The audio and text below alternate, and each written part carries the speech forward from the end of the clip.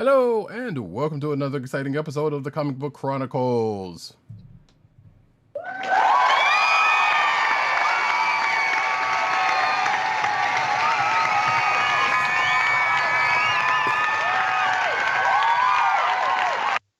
I am your host, Roddykat, and you can find me at Roddykat on Twitter. You can find me at NewsNewsNeed on Twitter. You can find me at CBCaps on Instagram. South Carolina with Columbia down the way. And the sound effects you hear come from none other than our man in Brooklyn, one agent_70 on Twitter and Instagram. What's up, everybody? Co-hosting from the Borough of Kings, taking it back. Where Brooklyn at? Where Brooklyn at? Where Brooklyn at? There was a fake Pixar movie somebody did up that was called Wallace. Oh no! Yeah, it was a good looking video? No, it wasn't a video. It was just an image in Pixar style. Oh, but gotcha. But it looked like a Pixar poster. And funny enough, my brother sent it to me. It was like, "Yo," I'm like, "This it's not real." That would be cool though. It would. It really would. I was like, I kind of wish it was, but it wasn't. But anyway, that's a whole nother thing. If it happens to become real, I would love that.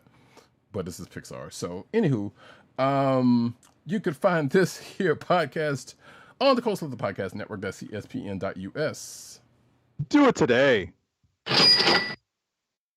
And you can find this here podcast on your podcast perusal place of choice, whether it be Google Play, Apple Podcasts, iTunes, whatever, all of that. Spotify, and the Coastal Podcast Network's SoundCloud page. Make sure to hit like, subscribe, and leave us 5-star positive reviews, especially on Apple Podcasts. Yeah. And normally you can find this recording every Thursday night, 9:30-ish p.m. Eastern Standard Time on the YouTube channel of The Kliq Nation. That's youtube.com/The Kliq Nation and twitch.tv/Comic Book Chronicles. Again, please hit like, subscribe, and make sure to hit the notification button so that you know when we are online recording and broadcasting live. At control.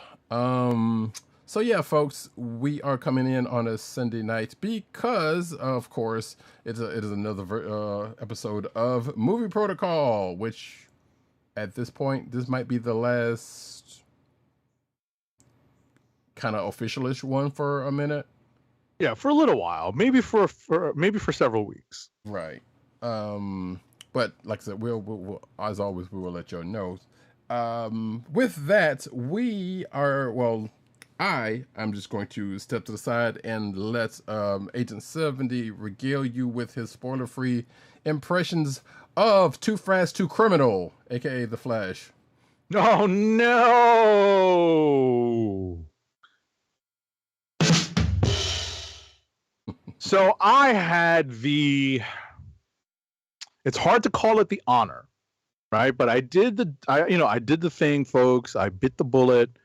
I went to see the Flash movie this past Thursday night on opening night, and it was memorable for a few reasons. So I'll lead off with what made it memorable for me in the sense that, we get to see the finale of essentially the Snyderverse, the DCEU. This is the finale. Now, what kind of finale it is, it's up for interpretation. I can tell you that I did not have the most positive time watching this movie. It was at times grating. It was at times frustrating. It was at times confusing. There are multiple factors that led to that. One of them, chief among them, is the performance of the lead actor, namely Ezra Miller. Now, Ezra Miller I don't know if Ezra Miller is leading actor material. That's just my 2 cents. I don't think Ezra Miller has graduated to that level yet. Some actors never graduate to that level. Some are almost always, some almost remain in supporting roles because they just can't carry a movie as part of as the lead in the lead role. I don't know if Ezra Miller will ever be a lead actor. I don't think the material really helped, to be honest. I think that this version of the Flash, and I guess what they've been trying to make the Flash ever since the 90s Flash went away, because that was an adult Barry Allen. After that, we've always gotten a younger kind of a younger, more wet behind the ears Barry Allen, kind of a more Peter Parker-esque Barry Allen, as opposed to the Barry Allen that we got used to reading about in DC Comics. So I see where they're going, but Ezra Miller, it was very hit and miss. I don't think he could really pull it off. There are elements there. There are elements there that there are times when it does work, but far more often than not, to me, it did not work. So it proved to be a very frustrating watch. It got to a point where the movie just became a big batch of, fan service, because this is their last hurrah in the Snyderverse. And you may have heard some rumors about some cameo appearances, and most of those rumors are probably true. I won't confirm them now because this movie just came out, but if you've heard it, it's most likely true. It just felt like a big, it just felt like they just threw it in at the end just to, like I said, serve the fans.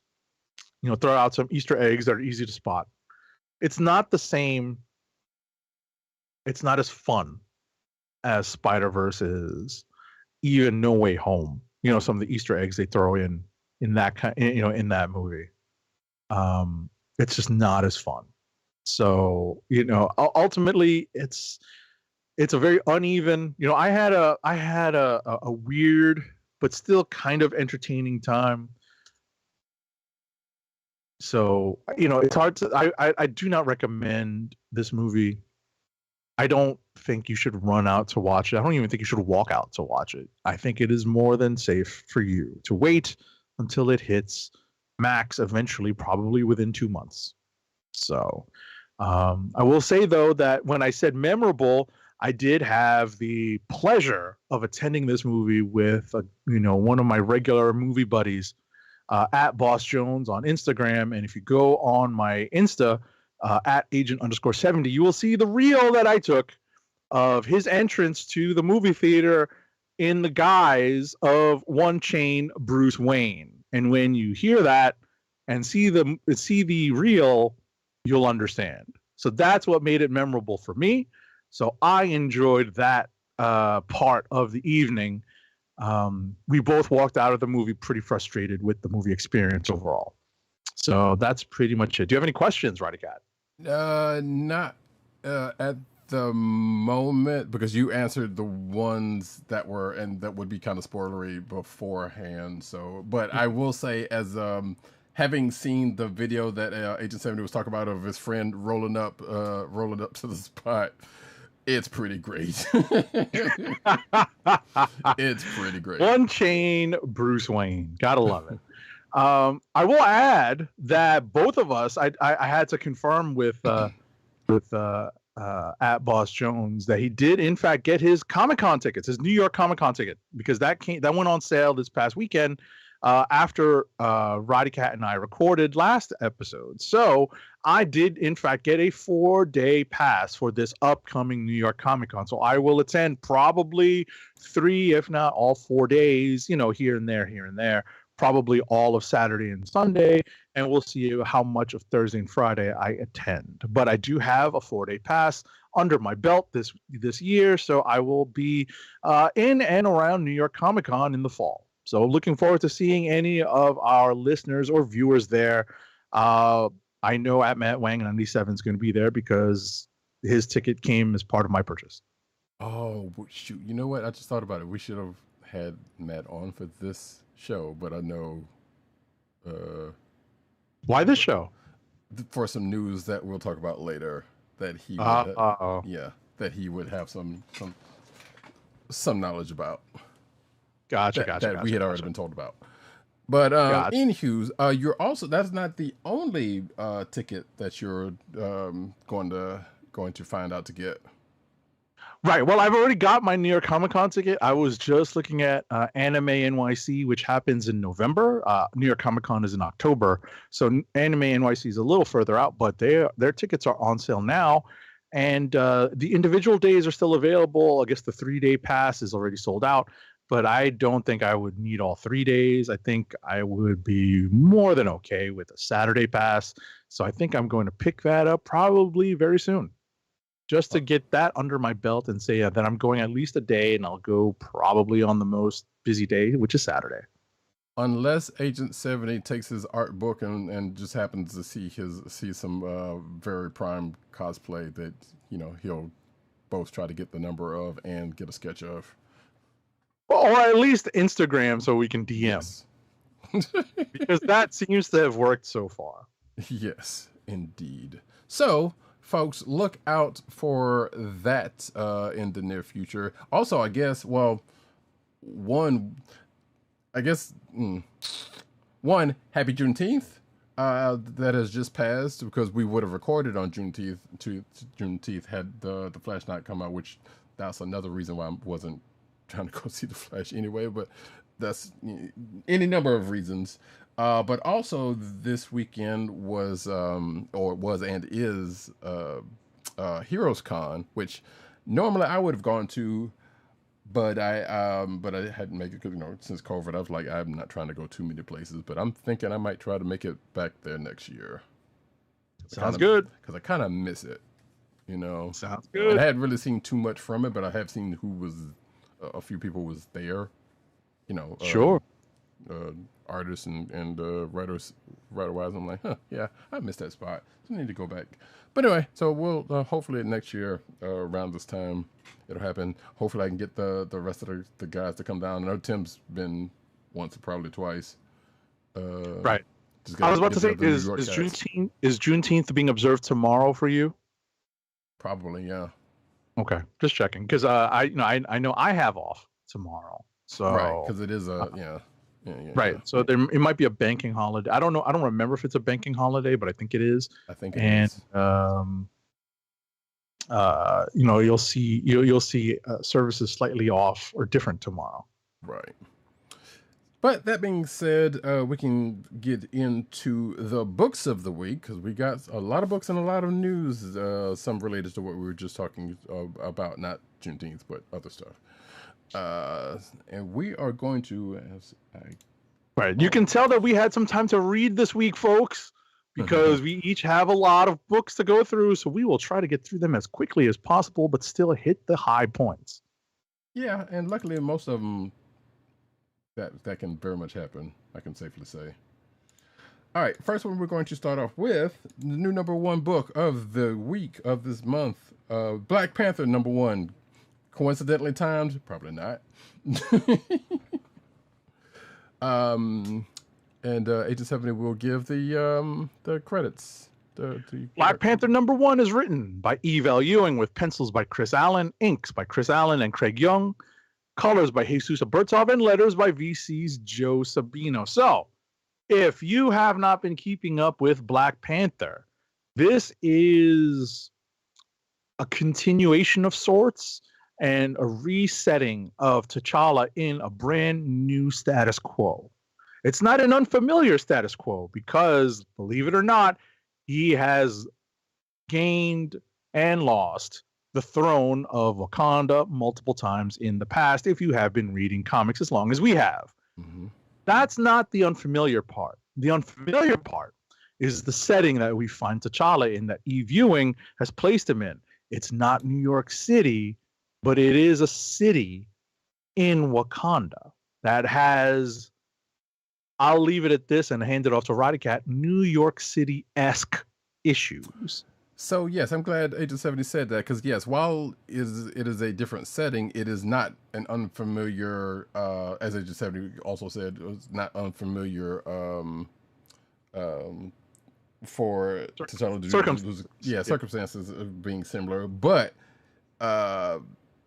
the way T'Challa's kind of going about things kind of harkens back to another time where he was without his country and stalking around the city.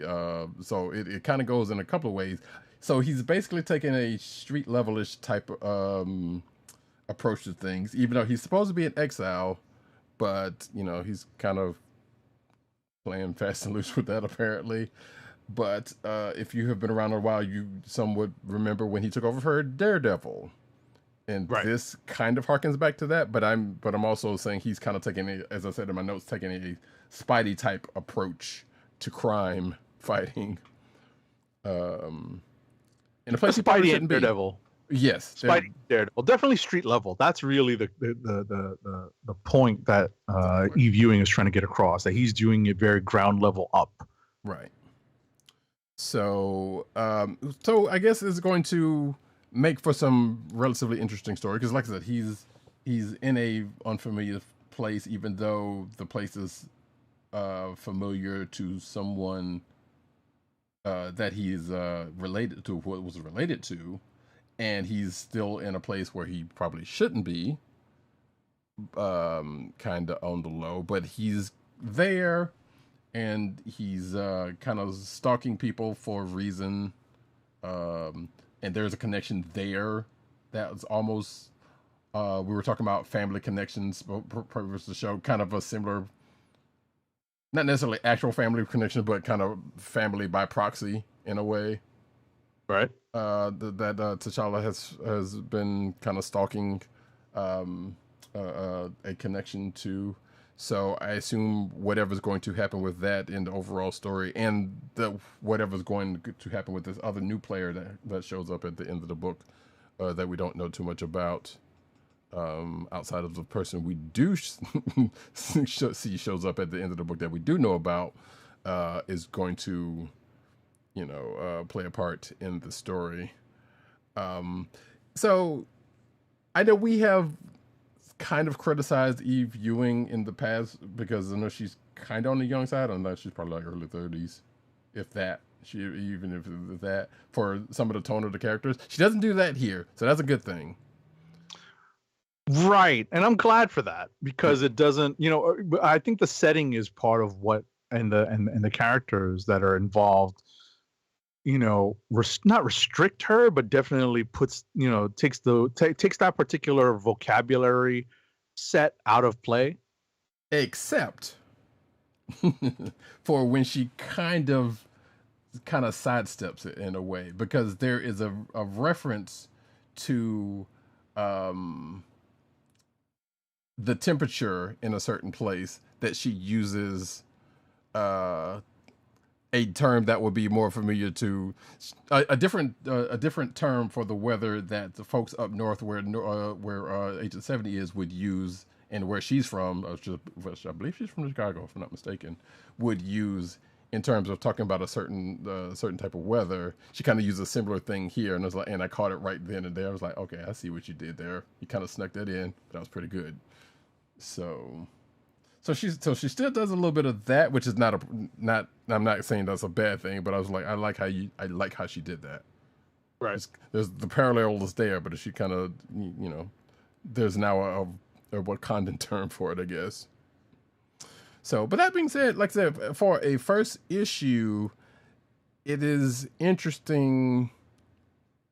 There's enough interest there to see where she's going with it, because it's still not entirely clear, but we got enough there to be like, well, we know T'Challa's here. He's with he's still with the Avengers. He's still in exile. This, that, and the other's going on, but he's here for reasons that we kind of get into, but probably not the whole thing. I don't know. Right. But I just have a couple of. I'm sorry. Go ahead. Finish up your. I was about to say he just had some. There's some apparently some still scraps of things he left behind that are still around. So that may be possibly more to things than we know. Right. As I said earlier, the continuity is there. There's definitely continuity between the Ta-Nehisi Coates run and the most recent run by the writer of the most recent run. No, I totally. We both blanked. We both blanked. Oh the hell! Isn't that terrible? That's We bad. both blanked. We Um, both blanked. Sorry, folks, but the point is, there's been some continuity, right? That's me. That all you hear that in the background, that is New York City, BK at its finest. You know, sirens passing by. You know, it's not that warm, so there's no AC, but there's a fan and the windows are open here. You know, in the Agent _ 70 headquarters. What I wanted to talk about is the costume design of this most current and most recent iteration of T'Challa's Black Panther. So he's got the night hockey claws, and I'm like, wait, did he like rip somebody open just now? When he like, did he punch anybody? I'm like, no, he just grabbed something. But I'm like, hey man, I don't know if he needs those. he's had them before though, so that's not unusual. What's that? I said he's kind of had those before, so that's not unusual. Not really. That's at least not in my experience with his costume design. That's been my experience. Like, he's had them on his fingertips that he could retract and extend. Right. These are permanently extended, so that's why I take some issue with that costume design. Second, the costume design is very busy, so I feel bad for any future artist that takes on this costume. Third, one thing I did appreciate is the shoulder shield / kind of adaptation of the vibranium shield that they give to, you know, kind of the gauntlets that they give to Steve Rogers, to Captain America in Infinity War. You know, that's kind of what it is, because there's a point in the issue where it slides down and he's able to wield it around his forearm, as opposed to, you know, it being kind of like a shoulder, you know, mounted shield.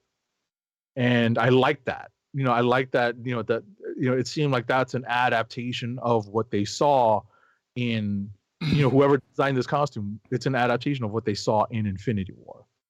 Right. Yeah. I like the costume. I wouldn't mind having a figure of it at this point. And I feel like they also took some notes from past comic versions in a way, because I feel like there's some stuff on here that's like, okay, or at the very least some variant of, I will say, actually that's something I'm into. Right, because it's not the first time we've seen him with something that resembles a cape.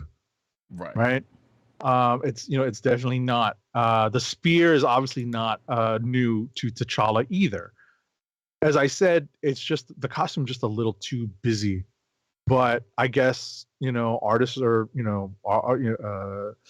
artists are not as cognizant of the difficulty in trying to reproduce that from panel to panel anymore. Yeah, sometimes you try to go. Maybe there will be someone who complains and redesigns it. Probably. Man, I doubt it. No, you never know. You never know. So anyway, but hold on. Before you say that, I just looked up who the last writer was, and I'm kind of embarrassed, but also that kind of shows how we both forgot. Well, that also shows how, you know, unremarkable that last run was. It was John Ridley. Oh yeah. And I still couldn't tell you what happened in the run. So again, that kind of, you know. Oh, I mean, I remember a little bit. Like, remember the crazy whatchamacallit, the caricature characters, like the Buffalo Soldier. Oh yeah. Well, yeah, I remember that part. But that was like near the end. So yeah. But he did pick up some of the stuff that Coates did with the Wakandan Empire. You know. Yeah. He did pick up some of that stuff. But you know, as I said, even that stuff, the Wakandan Empire stuff, the intergalactic Wakandan Empire, was picked. You know, there's reference to it here in Eve Ewing's run so far. You know, this first issue, T'Challa makes mention of it being on the other side of the universe. Right. Which, yeah, that's I suspect that's going to be a thing going forward. Like, at the very least some mention of it. You know, if not anybody coming back from it or whatever. Right. So there is some continuity between runs here, and that's, you know, and obviously, you know, we wouldn't be in this position if it wasn't for what happened towards the end of Ridley's run. Right. which, yeah, yeah. But overall, if you are a fan of the character and anything we said is of interest to you, check out this issue. We will definitely be. I can't speak for Agent 70. We'll be checking out at least the next couple of issues to kind of see where. Because I like Eve Ewing's writing for some of her past stuff like Ironheart and whatnot. Wait, I think she did a run of Champions. I might be tripping about that, but maybe not. But anyway, like I said, that's so I'm interested to see where she goes with this, especially like I said with what was brought up near the end of this issue. Sure, and like I said, it's a credit to what's been built upon in the past, that there are hints here and not necessarily retcons, but just additional information and bits of story that have been added on, using characters that are previously established. I was like, oh, okay, so this is a relation to this character, and this is this is how this character might be related to this character, and I like that. So I give Ewing credit for that, and I'll be reading at least the next few issues to see where this goes as well. Gotcha. Moving right along, I believe we said we were going to go to Moon Knight next. Sure. So Moon Knight number 24 is written by Jed MacKay, with art by Federico Sabatini, colors are by Rochelle Rosenberg, and letters are by VC's Corey Petit. I'm going to let Roddykat pick up the conversation on this issue, because I openly admit that I have not read several months worth of Moon Knight issues, so I'm a little bit behind. So when I picked up this issue, we made mention earlier of the fact that we both read a lot because we had some time on our hands because of Movie Protocol, and this is my first issue of Moon Knight in many months, and I was kind of confused picking up this issue, trying to figure out where we are and what the status quo is. And I'll let Roddykat see if he can't fill in some of my knowledge gap. Take it away. So I'm not sure what was your last issue, but I'm fairly certain it probably won't take you that long to get back on track. Do you remember what was the last thing you read, or? I mean, I remember, spoiler alert, his I remember his Moon Knight brother not dying and not dying. Okay. So we're kind of still in that era in which Mark and crew is kind of looking for who's behind. So because this book has kind of been going a couple of different places, and even the last issue kind of sidetracked to a now budding relationship Mark now has with a person who's been in the book. Okay. But none of that is being shown in this. Well, it kind of isn't shown, but so we're kind of in the still around the fact that Mark's looking for somebody because there's like this whole new vampire nation this dude's trying to start up, and then maybe related, and on the other side of that, somebody's using like sound to control people. Like there was a couple of issues of that. Some of this might be related. But again, like the book has kind of been going back and forth between a couple of different things. His protege, whose name is escaping me right now, is getting trained by Blade, but still in the book, who, because she got turned into a vampire, so she's, learning to defend herself. But for the most part, everything's kind of been Mark and crew has been on the trail of whoever this person is behind what's going on, in the city, with the vampires and this whole whatever mind control thing situation, which may be related. In this particular issue, seems like a departure from all of that, but it is in service of one getting to the next issue, which is a big anniversary issue for Moon Knight, which we do know that is coming. I can't remember how many issues, but we know it's coming, and we do know that the next issue is going to be a big double-sized issue because of that. Possibly bringing Mark closer, as this particular issue kind of intimates that we're getting closer to him finding out, at the very least, who is behind things, because we possibly get that near the end of this. And I didn't have a chance to look this up to see who in Mark's rogues gallery, if this is someone of particular note. But apparently, according to this, according to this, is like, yeah, this is somebody that Mark's been kind of looking for a good long while. Whether it has anything to do with the overall story or just in general in his life. Right. It's a long-standing Moon Knight villain that I had to actually Google. Okay. Yeah. So I didn't get a chance to do it because I meant to do that. So, but as I say in my notes, it was all a dream, and that's all of that just kind of leads into, because we also get another person, I guess a lesser known villain, a lesser known adversary of his, kind of doing things in this book to get to that point. And when they said the name of the little lesser known person, I thought, wait, what does the Matrix have to do with this? But also I thought, wait, isn't he a Spider-Man villain? But apparently it is not that person. So I guess there was somebody else named with a similar name running around and antagonizing Moon Knight. Go figure. But regardless, everything I just said kind of still stands. So next issue, we will probably either see, we won't necessarily see a big showdown, but we will definitely probably see a little more headway. And we probably not, because it's an anniversary issue. We'll probably get like the little nuggets of getting to where the overall story is getting to, but ultimately kind of him dealing with whoever this person is that I didn't look up, that I won't spoil. Otherwise, that pretty decent read, but the way this book has been going back and forth, and the fact that it kind of comes out monthly, I can understand why Agent 70 is a little, even if he had been keeping up, like I was telling him before the show, like, yeah, I've been keeping up with it, and it's still kind of, kind of a little lost. Hard, I gotcha. Yeah, kind of hard to kind of keep track of stuff, because it kind of keeps going to a couple of different places here. Understood. So, but yeah, there's that. Next up, we're going to go to the Strange Doctor, aka Doctor Strange number 4.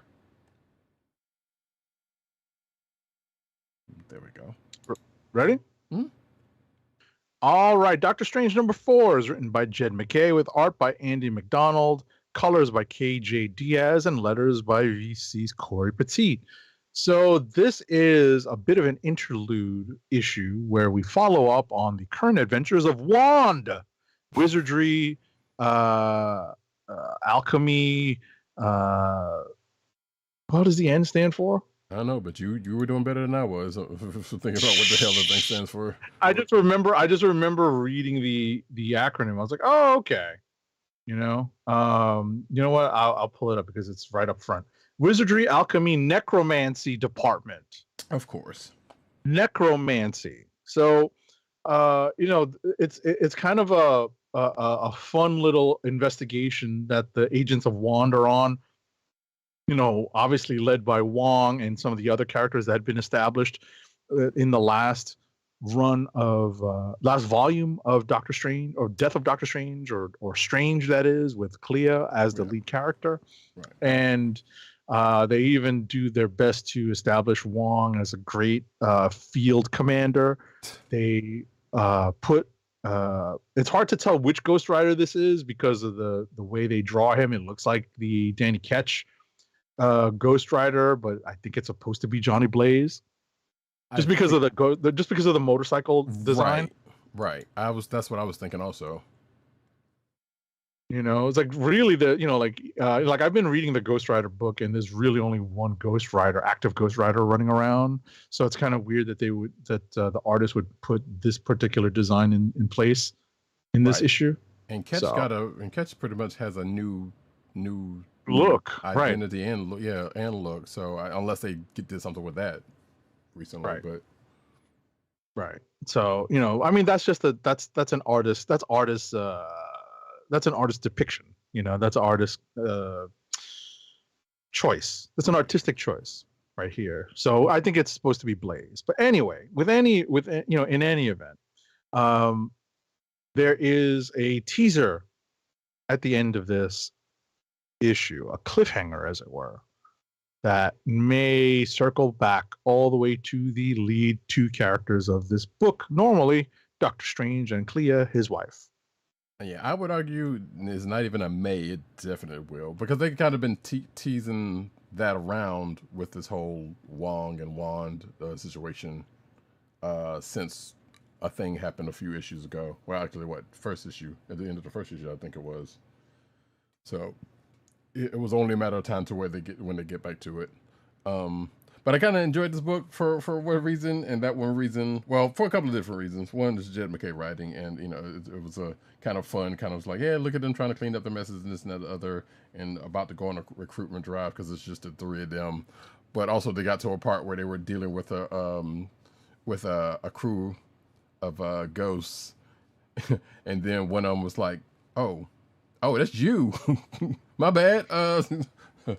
I know it's you. Like Wong got rep in the streets.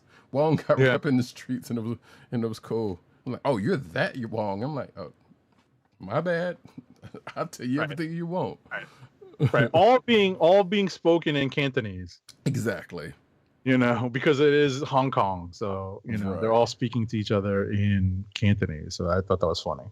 Right, and actually, spike bats as a magical item should be in D&D, if it's not already. Just saying. It's not the first. That's not the first instance of spiked bats, but I like that. There's another issue, another comic this month that has a spiked bat in it, or at least a magical charged bat. Of course, bang. But anyway, yeah. Doctor Strange #4 was pretty cool. But as usual, just like I said, Jed McKay usually has some interesting stuff in his books, so it's no surprise, including the aforementioned Moon Knight, actually. And with that, we are going to go we're going to go with, actually, we're going to take a trip to the Spider-Verse, in a way, with Amazing Spider-Man #27.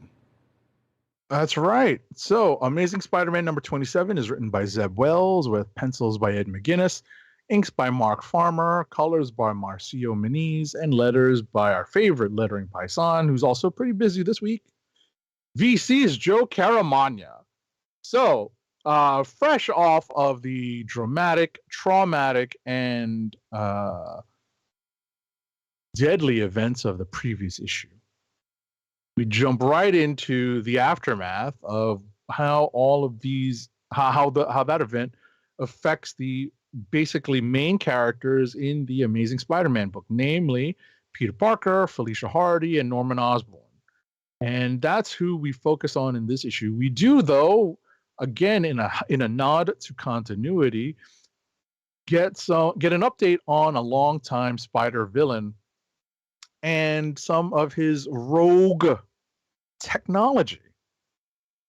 That rogue technology has played a role in Amazing Spider-Man for several years now, and it's interesting that piece of rogue technology continues to take a licking and keep on ticking. Well, specifically, fairly recently, in its current state, because yes, usually attached to someone, but now not, because as I say in my notes, that 900 issue Spider-Man issue, Amazing Spider-Man issue, was kind of weird, and that just brought that all the way back up again.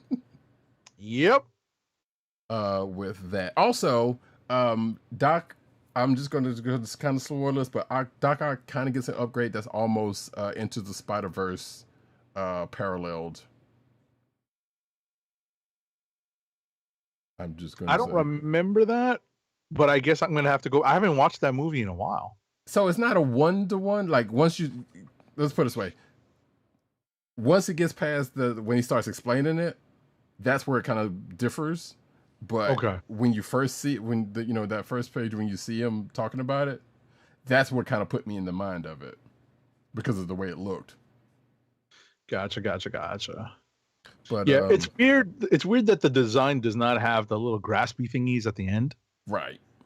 The pincers, the claws at the end. but it does look very much like an octopus's arm. Mm-hmm. So, yeah, we will see, especially with the news that well, actually that has nothing to do with what's going on with this because we know that's a Spider-Verse thing going on. That superior Spider-Man is kind of coming back into play, Right. soonish. But again, that is not this version of Ock. So, but there is that. There was a so yeah, like Agent 70 said, this whole thing kind of was like the aftermath, and Peter actually you come find out that Peter and Norman weirdly similar with this issue. Like it was kind of already there because they're both kind of have putting the burden on themselves for the same and slightly different reasons.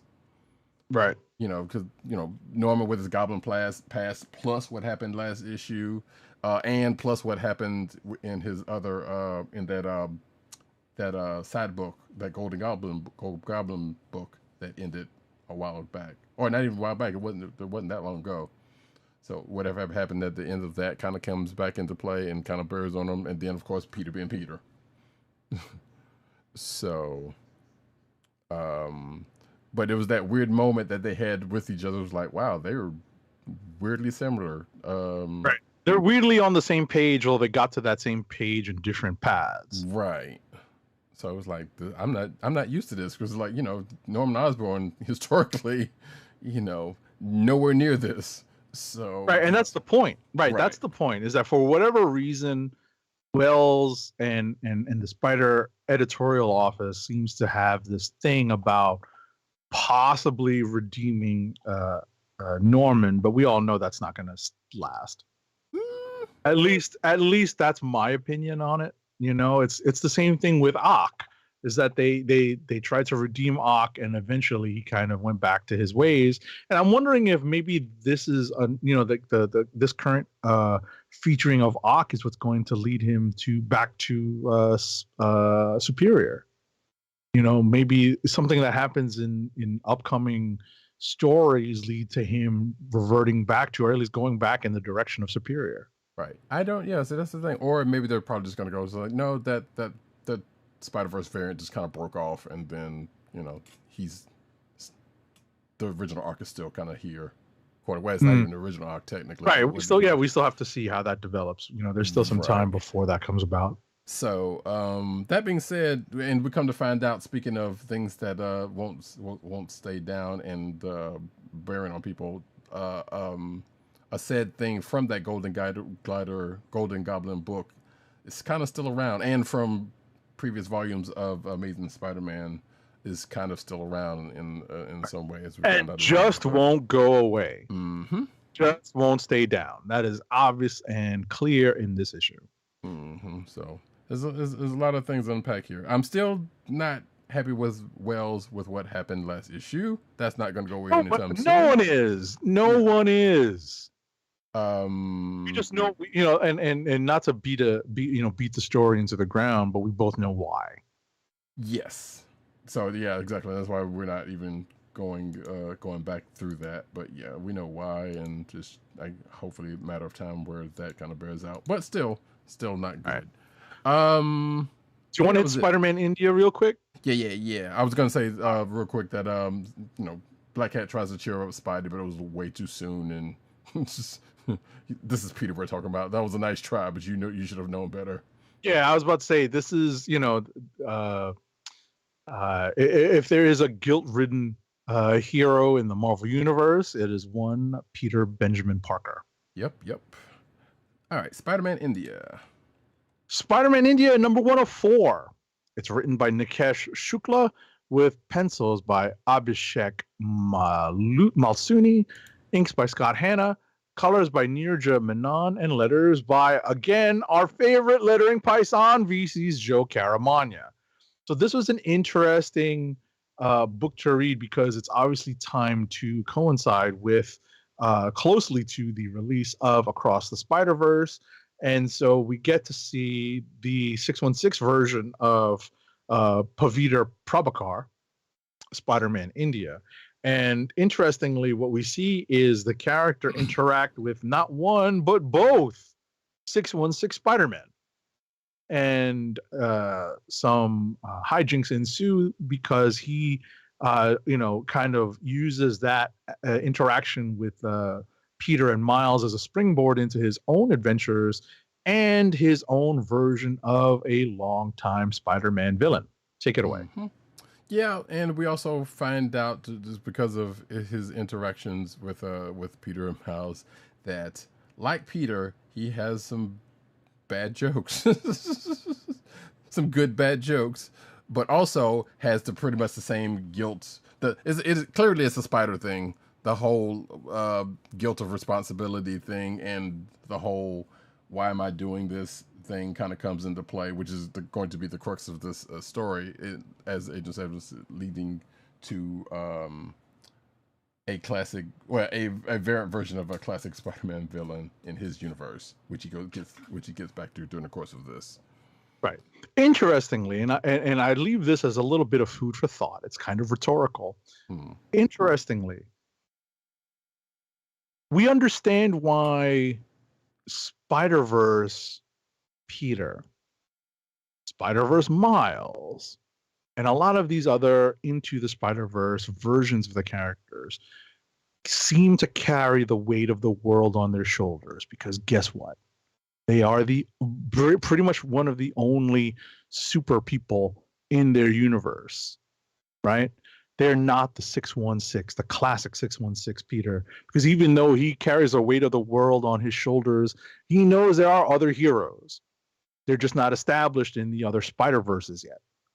So it's interesting to see how, that's something to keep in mind, as a reader of the regular 616 comic book versions. Both Peter and Miles, they have their own little universes of responsibility and life and the weight of the world on their shoulders that they carry in each. But when it comes to the bigger picture things, yes, there is in fact a Captain Marvel flying through the air, that can swoop in every once in a while depending on the needs of the story. So we don't know if Pavitar Prabhakar has any other super powered people on his side, and same thing with all the other Spider people. Right, but this could be a springboard to bearing that out. Because it happened with Gwen, so I can't see why it couldn't happen with Pav. Right. It's just a matter of it's just a matter of like where they are in their character and story development.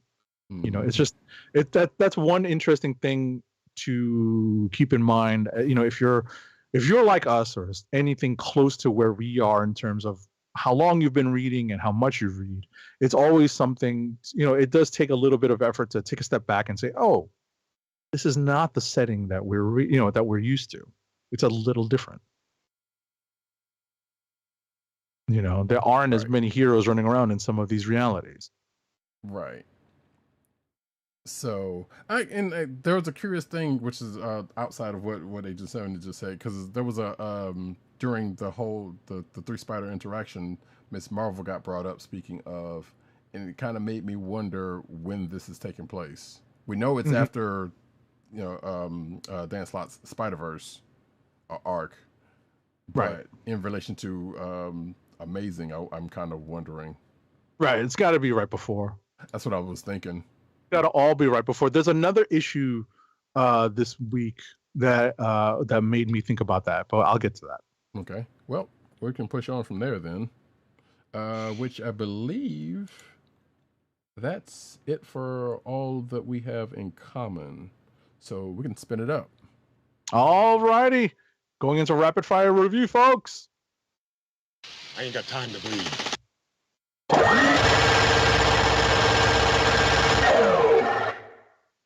All right. First up for me is Green Lantern #2. The first story is written by Jeremy Adams with art by Hermonico, colors by Romulo Fajardo Jr., and letters by Dave Sharp. The second story is written by Philip Kennedy Johnson with art by Montos, colors by Adriano Lucas, and letters by Dave Sharp. Both of these stories are obviously still in the early stages of setting. the current status quo of the respective Green Lanterns, Hal Jordan and John Stewart. The first story continues to put Hal Jordan into a pseudo Maverick role with Carol Ferris as kind of the Jennifer Connelly role. But, you know, obviously these two characters have a long-standing history, and now they are, you know, resetting their current status quo. We're still kind of working our way into that. And the new I don't know what's going on. You know, I don't know where they're going with this, because the cliffhanger at the end of the issue seems to indicate either a one-shot or a limited series coming up that's going to deal with it. So I was very confused by that. I didn't have a chance to look at the solicitations to see what that meant, but I was very confused by that. The backup story is a little bit more straightforward, but it's still a little on the confusing side, because there seems to be a little bit of a time gap between what we've been reading and what's going on in like another side story, or at least another reality even. You know, it involves John Stewart and a different group of lanterns. I'm still kind of lost on that one. So I'm willing to give this a few more issues to see what's going on, because there are two writers. There are two separate stories going on. So I'm kind of curious to read them and see if they intersect or plan on intersecting at any point. Next up is Captain America Cold War Omega #1. It's written by Jackson Lansing with Colin Kelly and Tochi Onyebuchi. Art is by Carlos Magno. Colors are by Guru EFX. And letters are by our favorite lettering paisan, VC's Joe Caramagna. Excuse me.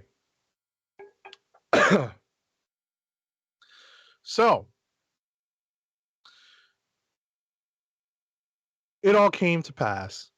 Not exactly as how I said it would, but what happened did come to pass. That being, Steve Rogers has basically been written off Earth, literally, for at least a little while, until his new series starts up in the fall, giving Sam Wilson time to act solely in the guise of Captain America, in the role of Captain America, for a little while. And that's essentially where we are here. We don't really know what to make of the plot, essentially, that Bucky decides to try to pull off. There's a lot of exposition that helps us see the bigger picture, but ultimately, it still seems very much, just a reason to take Steve Rogers off the board to me. Next up, Captain Marvel #50 is written by Kelly Thompson with art by Javier Pina and David Lopez. Colors are by Yen Nitro. That's a typo by me in the sheet. And letters are by VC's Clayton Cowles. This is a surprise candidate for Click of the Week for me. It's not a surprise in that Captain Marvel has been pretty good for a long time under the guidance of Kelly Thompson. But what I liked about this issue is that it brought together a lot of the themes that Kelly Thompson had been exploring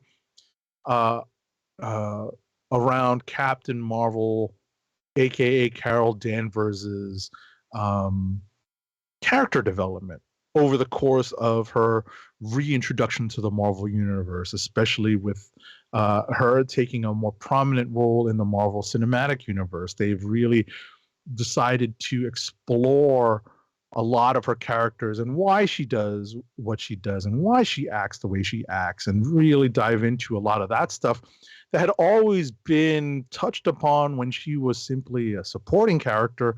But now that she, has the wherewithal to support a long-running solo title for 50 issues, they gave Kelly Thompson some time and some space to explore that stuff, and I really liked it. It came out really well. So this is definitely a candidate for Click of the Week for me. Next up is Spider-Gwen, Shadow Clones #4 of 5. It's written by Emily Kim with pencils by Kei Zama, inks by Oren Jr., colors by Triona Farrell, and letters by VC's Ariana Marr. I like this issue. There's a lot of talky talk though. There's a lot of exposition that explains why the villain is doing what they're doing, but interestingly, it all makes some sense because it all circles back. It circles back to the beginning of this miniseries.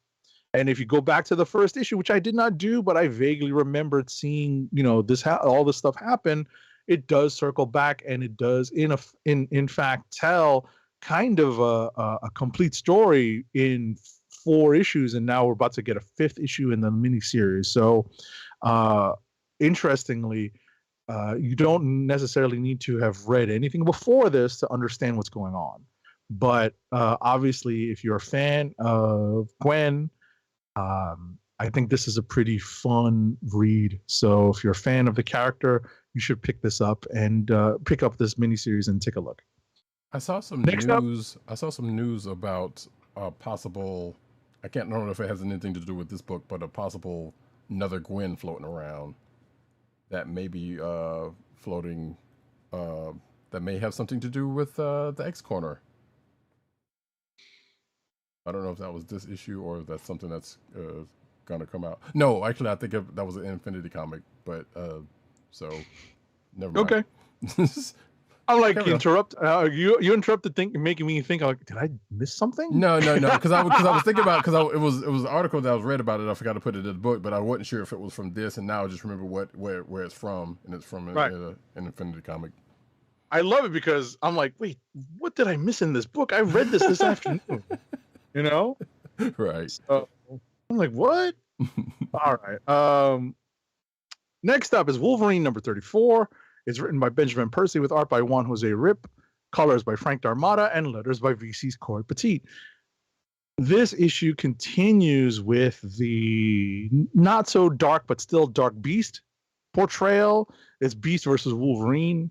And it's just weird seeing, like, are we out of Wolverine villains that we had to turn Beast into one? That's kind of where I am at this point. But listen, I get, like all of these heroes, end up being heroes long enough to become the villain, right? Right. Just like in Batman, no, what was the second Batman? The Nolan Batman? Oh, Dark Knight? Dark Knight, yeah. I'm sorry. I'm an idiot. I'm like the second one with Two-Face. Nah, you're not an idiot. It's just, it's a lot of shit, man. Yeah, but you know what I mean. You're the hero long enough to become the villain. You stay alive long enough to become the villain. That's kind of what we have here. It's kind of a tough read, but it's always interesting to see Wolverine up against someone who is supposed to be like 50 times smarter than he is, but they always end up making a mistake that helps, that gives Wolverine an inside track on winning. We'll see how that plays out in the next issue. Last but not least is X-Men Red number 12. It's written by Al Ewing with art by Jacopo Camagni, colors by Federico Blee, and letters by VC's Ariana Mar.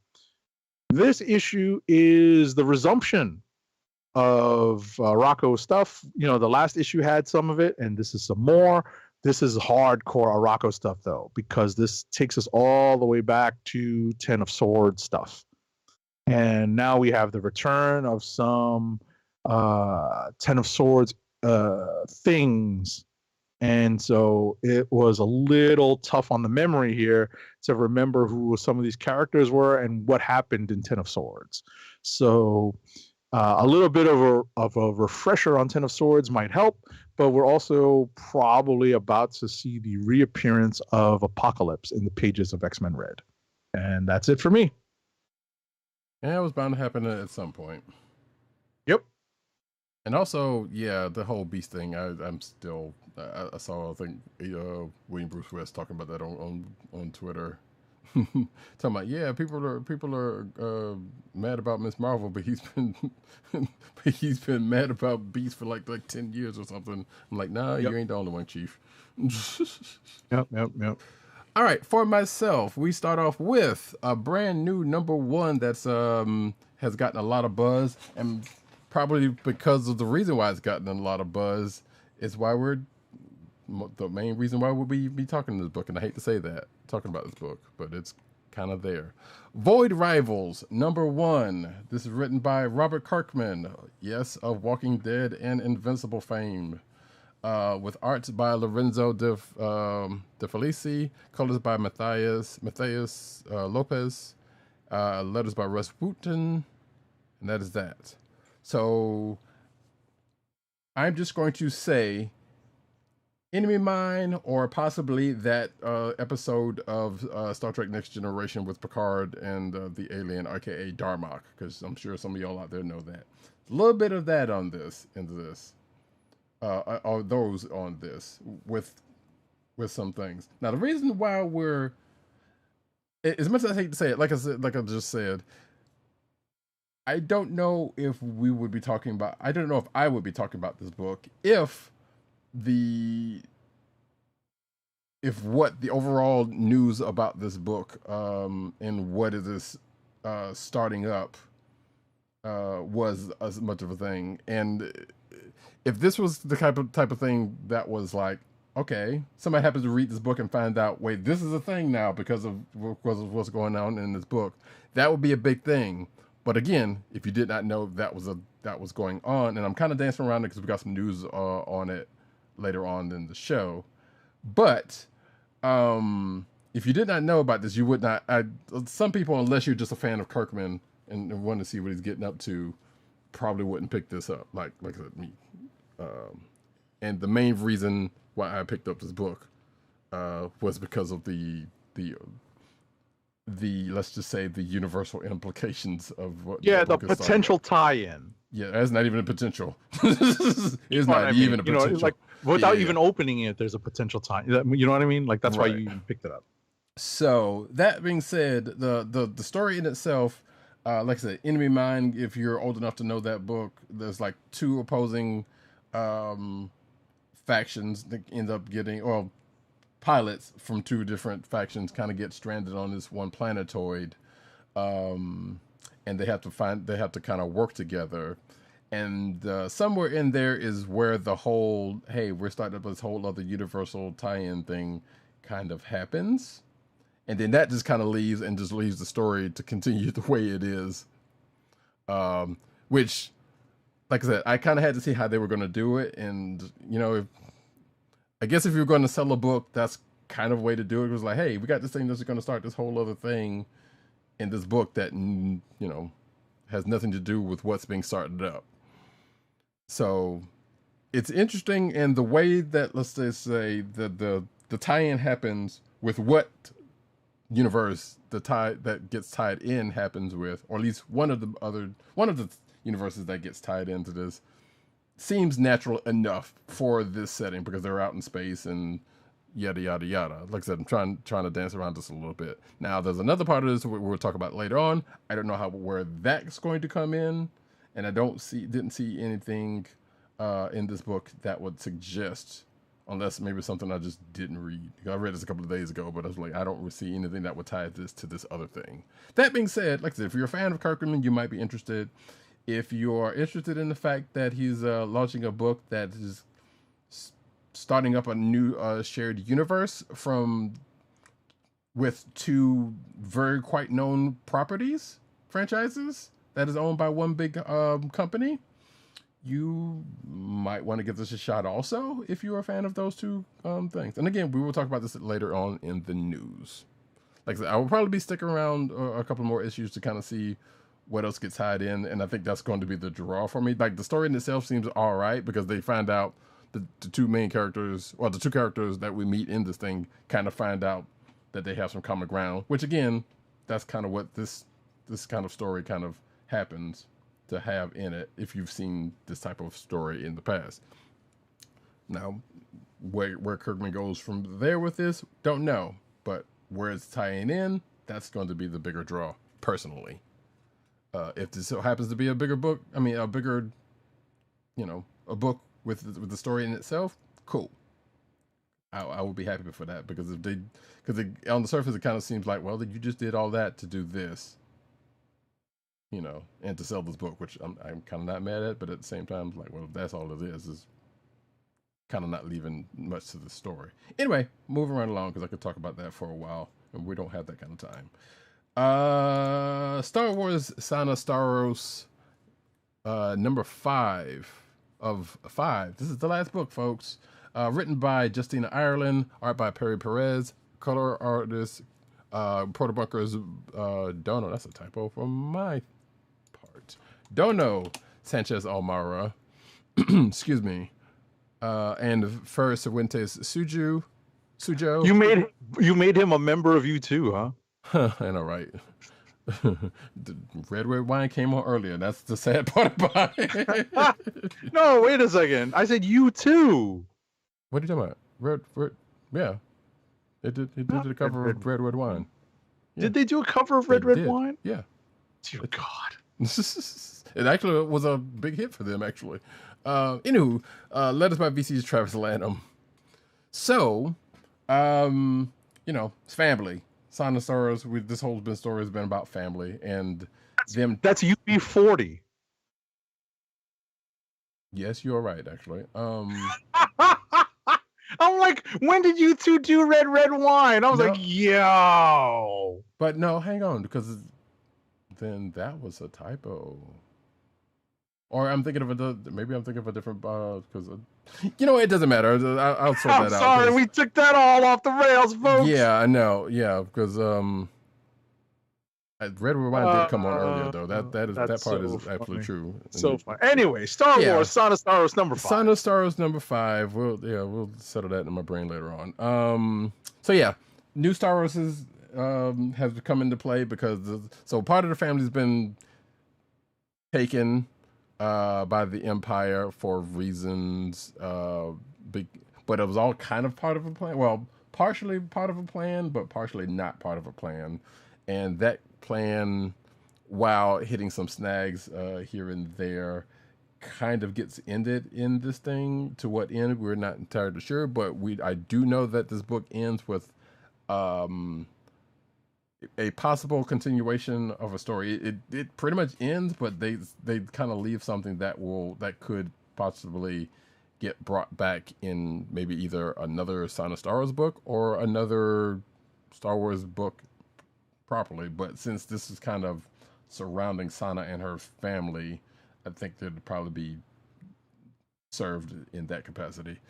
But it was a fun book. Like, so some shenanigans happened with the story. I'm not going to give too much of it away. But there's definitely some references there that you would know, such as Hyperdrive Motivator. And I just found out, it took this long to find out where the story has actually been being placed. And it is sometime right after a certain part of Empire Strikes Back, if people are keeping track of that. I mean, it's not Empire Strikes Back. Yeah, no, Empire Strikes Back. That's right. A certain part of Empire Strikes Back is when this story takes place. And that would be the Cloud City escape part. So, that is something. Like, there's a couple of Repos references in here. And some other things. But it's been a pretty fun read, this whole... I think it would probably read possibly better in trade. But, if you know of the character of Sana Staros, and are a fan of her, like I am, I think you'll appreciate this. Star Wars Darth Vader, number 35. There is actually a kind of a tie in with Sana Staros. Not directly or indirectly, but because of the fact that one Dr. Aphra shows back up in the pages of Darth Vader. But this book was written by Greg Pak, with art by Rafaela Ienco, colors by Federico Blee, letters by VC's Joe Caramagna. So yeah, at a certain point, Vader and Aphra parted ways, and not necessarily, I wouldn't say the best of terms, but let's say Aphra being who she is, which is kind of an Indiana Jones type, kind of got away from Vader, and he's not forgotten that.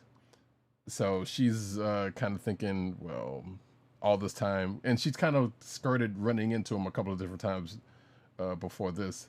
But what she thought was the case is not the case, in the fact that she thought Vader was going to kill her, but in fact, because of recent going-ons with his force powers going all wonky and being amped up, he needs her help. And so they set off to kind of do that with another character. Now, I'm not sure. I was still having trouble figuring out when this stuff that caused all this happened, but apparently it might be from something from Hidden Empire, which I did not read. So I'll probably have to go back and check that miniseries off, or not.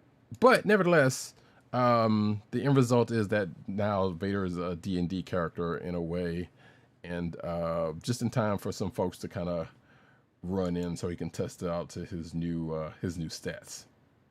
So next up, Star Trek The Motion Picture Echoes #2 of, I'm not entirely sure, I think it's 5, but I have to go back and check. Written by Mark Guggenheim, with art by Oleg Chudikov, colors by DC Alonso, and letters by Jeff Eckelberry. So this, as the name implies, is set in the time frame of the motion picture, aka the first Star Trek picture, motion picture movie thing. So we have some parallel universal shenanigans with 2 different versions of Uhura and Chekhov in play. In fact, the parallel version of Uhura is trying to hunt down the parallel version of Chekhov, who has been noted multiple times is very different from the one in this universe. But they find themselves on the edge of Romulan space, and of course Kirk and where the fugitive has ran off to, and of course one Jim Kirk, being the man that he is, has a plan that is parts predictable, or part dealing with predictability and the Enterprise's crew's luck. So by the end of this issue, kind of goes the way you would kind of expect to happen in the situation dealing with this crew. It was kind of fun. I've been enjoying it though. Star Trek #9, which is the current ongoing book. As I find the cover here, my apologies. We'll just go with that one for the time being. Written by Colin Kelly and Jackson Lansing, former guests of the show. Pencils by Mike Feehan. Inks by Manuel Bracci. And colors Lee Luffridge, and letters by Clayton Cowles. Doing a little side business. So, Sisqo's still on trial. The crew's kind of dealing with trying to find Bajoran Orb, and they run afoul of the Red Path. This is still leading up to that Day of Blood event that is starting next month. So clearly at some point, Sisqo's going to get out of his situation. But in true Star Trek fashion, though, he's got to get out of the end of this issue, which ends in a true Star Trek fashion that I won't give away. But you can see that happens at the end of this book being a cliffhanger. Cliffhanger. Maybe not necessarily end of season cliffhanger, but a 2-parter cliffhanger at the very least. But some good stuff going on here. Let's see. Static Team Up Anansi One-Shot is next on the menu, and it's written by Evan Narcisse, penciled by Charles Jewett III, inks by Jose Marzan Jr., and colors by Luis Guerrero.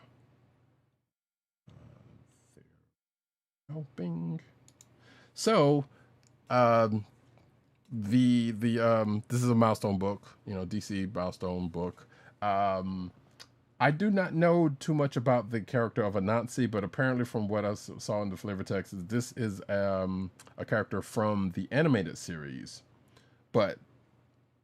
And while I have watched the animated series, I don't think I remember getting too far into it. So this was apparently according to what I read, a fan favorite from that series. And if Anansi means anything to you, which is a spider god-like creature, sometimes come across as a spider.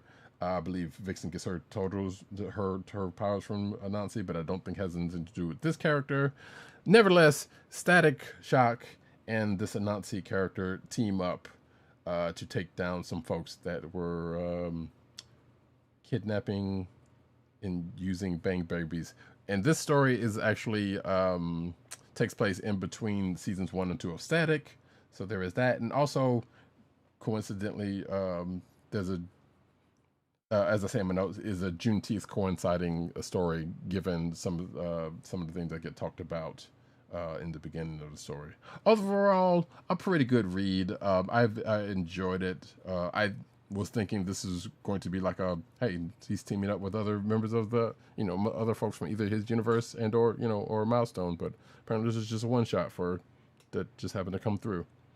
So, which I'm not mad at. If you like Static the character and been keeping up with the book or not, maybe check this out. And I believe I have one more book. No, I got 2 more books. I'm sorry. I don't know why I didn't put that one in there. Magic the Gathering, Planeswalkers Noble #1. Come on.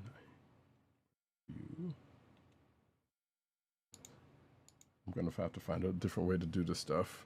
But there's 2 stories here, and they both are surrounding kind of one theme that I'll get into in a second. But the first story is written by Dan Warren and Dave Repose, art by Leah Caballero, color artist Raul Angulo. The second story is written by Stephanie Williams, with art by Alberto Locatelli, color artist Ariana Consani, and all of the book is lettered by Ed Dukeshire.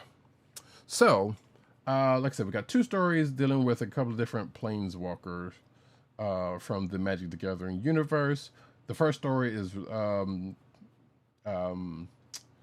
let's just say a couple of Raul and another planeswalker go tomb raiding. In the second book is where 2 characters who already have a relationship try to have a nice day off. Both have the overarching theme of love being at the center of it, of the stories that kind of infer, I guess, the both stories, but don't necessarily directly tie to each other. But nevertheless, they are there, and I'm not sure if this is a one-shot book or if this is like a one of something, because I didn't see too much about that. But it was a nice story, a couple of nice stories that seemed to be coming a little late, because if this was more, closer to Valentine's Day, I could almost see why this book is happening. But there might be something tying to the ongoing book, or but I don't know that yet. Last book for myself is Clobbering Time #4 of 5. There we go. Story and art by Steve Scroce, color artist Brian Valenza, letters by VC's Joseph Bino. This is actually a potential click of the week for me, because if you're watching the video version, you're seeing the cover, and the team up is Ben and Dr. Doom, who much to the chagrin of Ben, because he gets saved by Dr. Doom and has to work for, team up with Dr. Doom in between multiverse incursion points, fixed multiversal incursion points. But they're still looking for the overall bad guy who shows himself at near the end of this, and there's a Watcher involved that's kind of been a part of this the whole time, but now plays a more direct part. And it's not the Watcher that we know and love. It's another one that just so happens to be swept up into this. So this is all in service of getting to the last part of the last issue of this book, where everything kind of comes together, and there will either be a big fight or not. Also, Dr. Phil is now in, if not already in the Marvel Universe, is in the Marvel Universe, because it was a Dr. Phil reference in here, and I was like, no, please don't do that. Don't do this. But it's there, so now it's canon. Also, Doom has a pocket helicarrier, which of course he does, and his own Herbie. So if any of that sounds interesting to you, and why would he have all of that, which part of that doesn't get explained, but part of it does, you can check this book out. And that is that takes care of all of my books. Kliqs of the week. Kliqs of the week.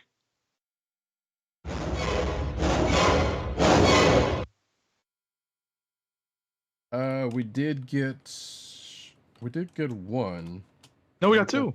Oh, that's right. We did get two. Tim did say, much to the shock of Agent 70 for the one. Yes. But let's see.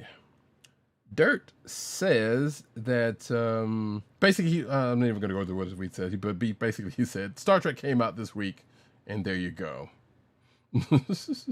So right. his click assumingly is Star Trek number 9, because not a surprise.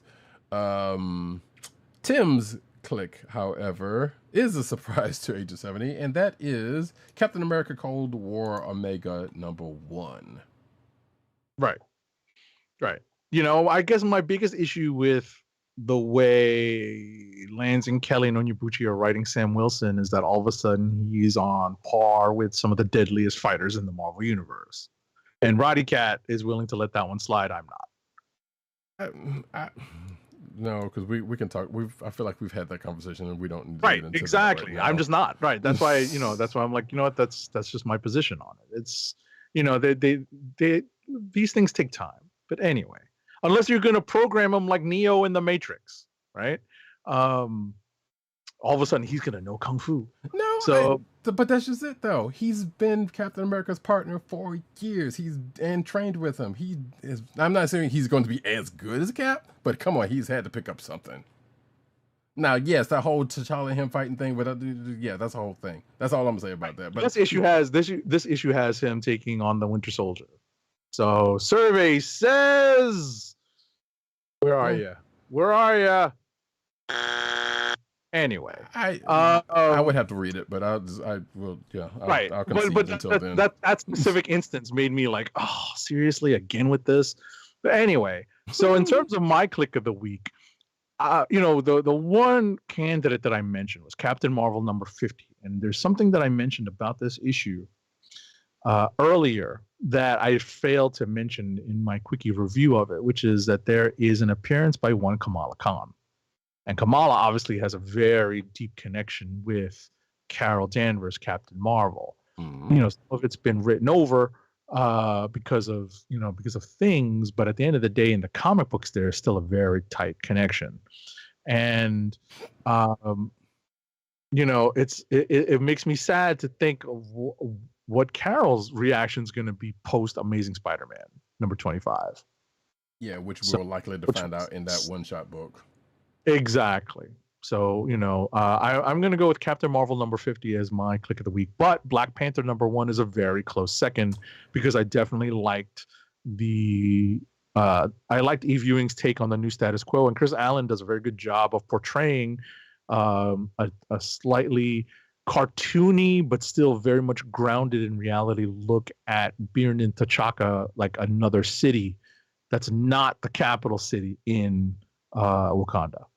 So right. Black Panther number 1 would have been it if I didn't want to give Kelly Thompson and the creative team on Captain Marvel their flowers. Fair enough. Actually, you kind of saved me some work because, well, it is potential, and I'm still kind of mulling it over because I agree with you with what you said about Black Panther number 1, because that's definitely a potential for me, and also the aforementioned Clobbering Time, because it was kind of a fun read for a couple of different reasons. But also Star Trek number 9. So this is kind of actually Star Wars Sana Star Wars number 5. And as much as I kind of hate to say it, Void Rivals number 1 also. But it's not necessarily for the story itself, it's what it's tying into. And that's I can't, I mean, that is a reason, and I guess some would say a fairly decent reason, but I don't know. I feel bad because part of it feels cheap, But it's not, because like I said, if you read the story, you see what happens and how things kind of fold in and out, which comes in organically for a story like that. So it's not cheap, but it kind of feels kind of cheap in a way, and I can't really put my finger on why. So that being said,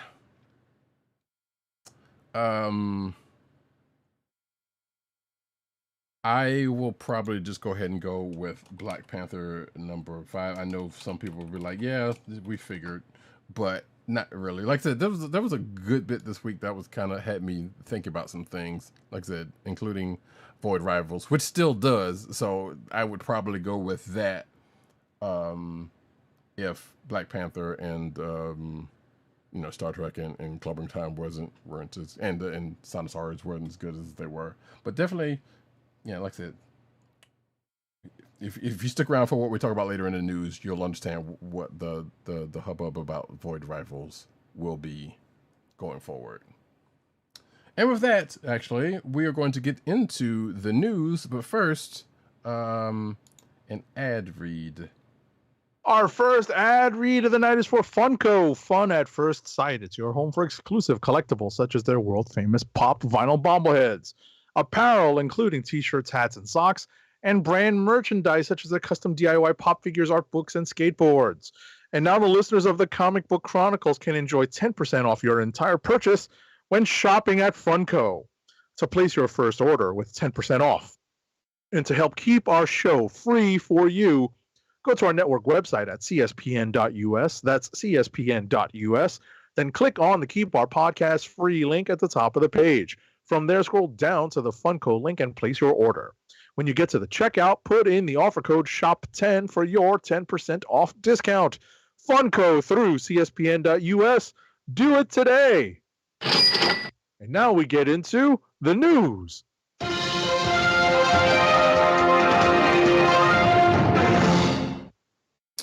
We're gonna try to blaze through this, which we are, because a lot of this is fun, but the show notes will be there.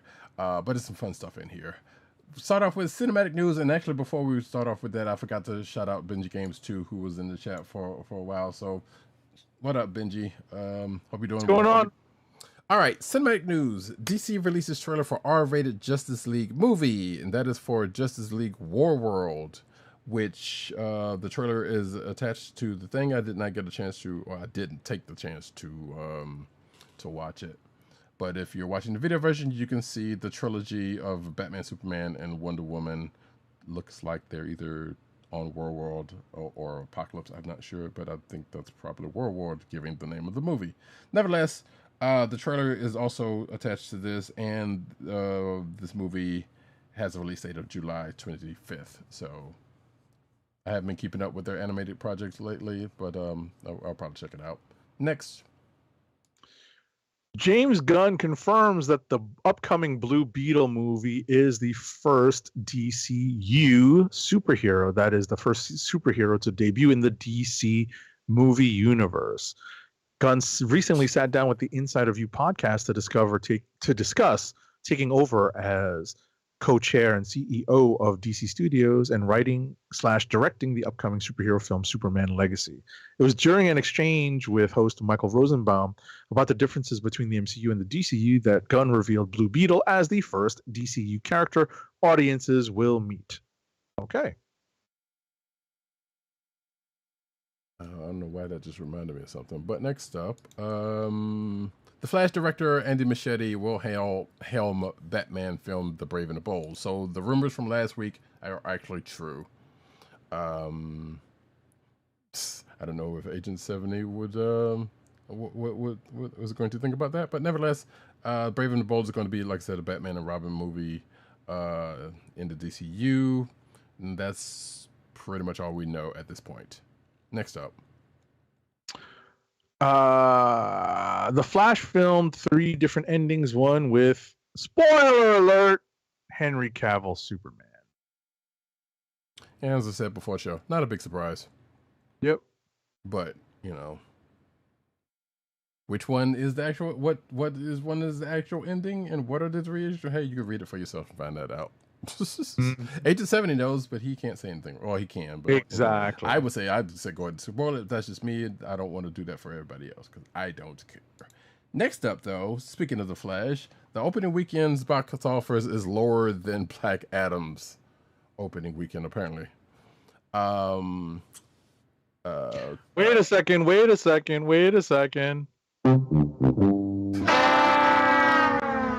Shout out to Eclectic. DC stays losing. Yeah, the Scarlet Criminal. I know what we need to do. We need to license him saying that so that we can play that as a sound effect. We got to contact E and say, hey, man, can we cut that and borrow that? I love that brother, but that would go to his head.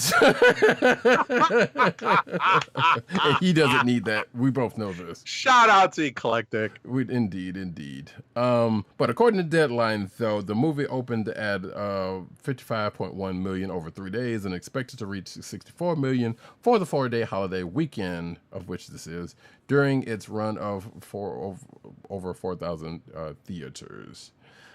This is below the movie's projected earnings of 70 million to 75 million over its first 3 days in theaters. Surprisingly, the movie, according to this article, made less than Black Adam did during its opening weekend. So, again, bump. Next up, Gotham Knights. Oh, this Price is Right sound effect is about to get some use. Gotham Knights was canceled after just one season on the CW. So the cancellation is just the latest for the network, which has been undergoing some major shifts since being sold to Nexstar Media Group in late 2022. Let's see. And that's pretty much it. So, again.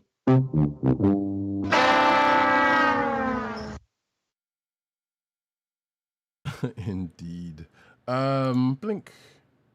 Come on. Superman and Lois demotes 7 cast members to recurring roles in season 4, which that show's on season 4. Wow.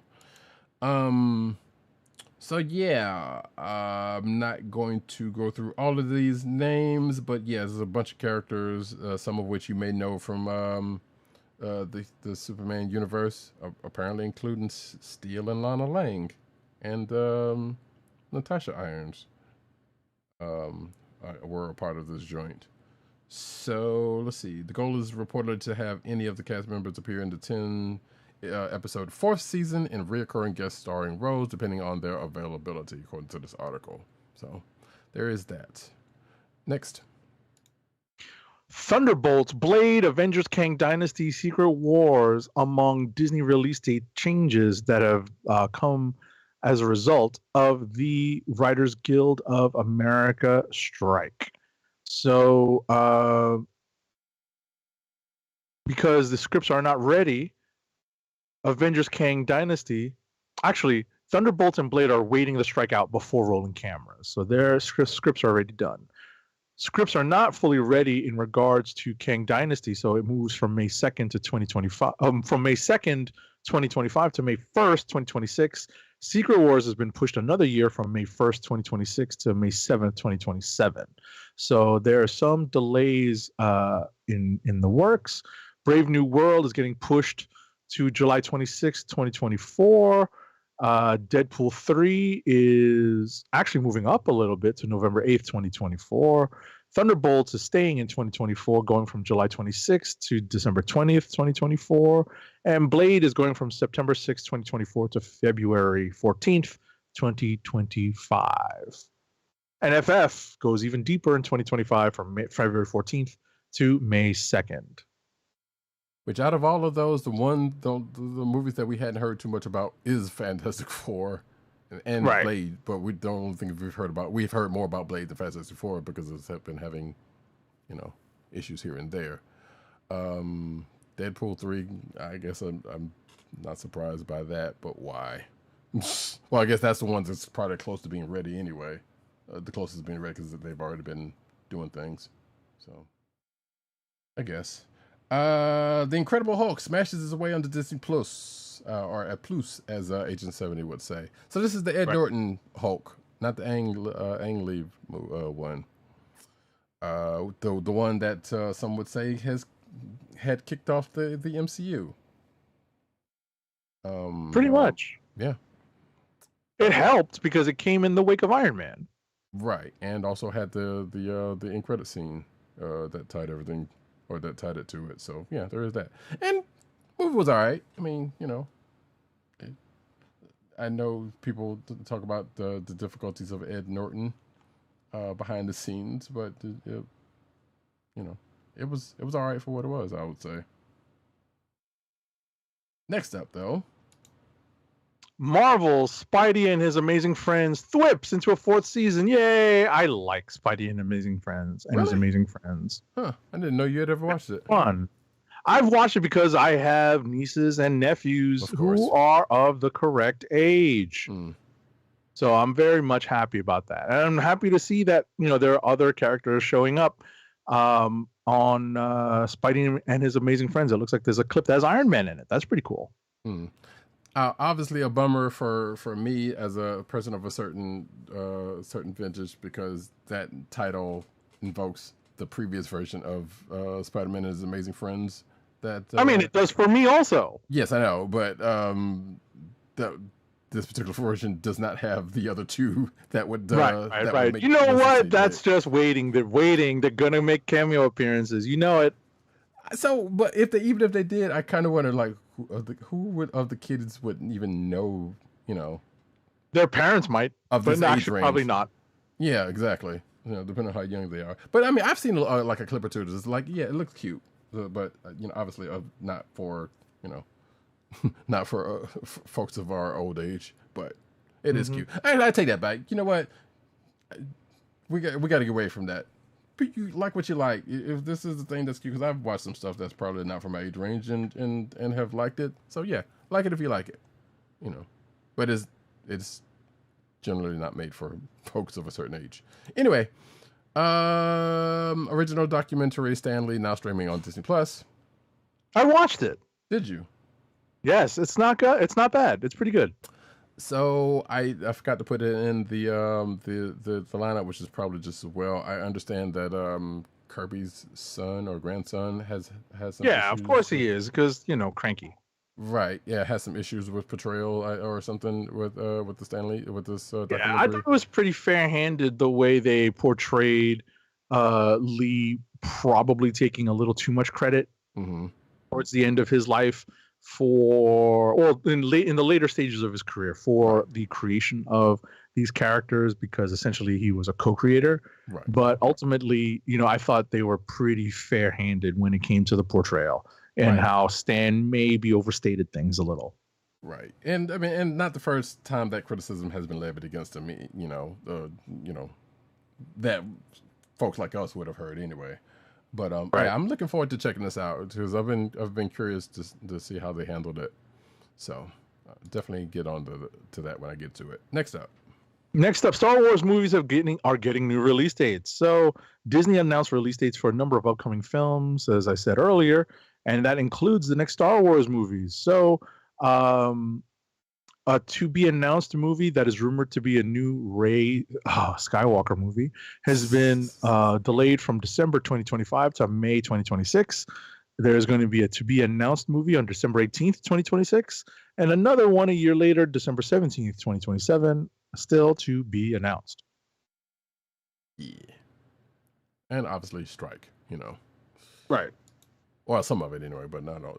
Some of that stuff was just. It's going to be. I was about to say that's going to play a role in some scheduling going down the road as long as this continues. It's hard to believe the strike's been going on for more than a month now, right? Almost 2 months. Yeah. Almost 2 months. So yeah, it's been a while. Yeah. Give indeed. folks their money. Yeah, pay writers, bastards. There's a story in a little bit that's gonna get on a crawl. Anyway, new Tatooine-like exoplanet discovered orbiting twin suns. Meet Bebop 1C, which Bebop just puts me in mind of Teenage Mutant Ninja Turtles character. But so yeah, this is not necessarily comic related, but well, it's why. Come on. So yeah, apparently let's see. There's a binary star that was found by astronomers.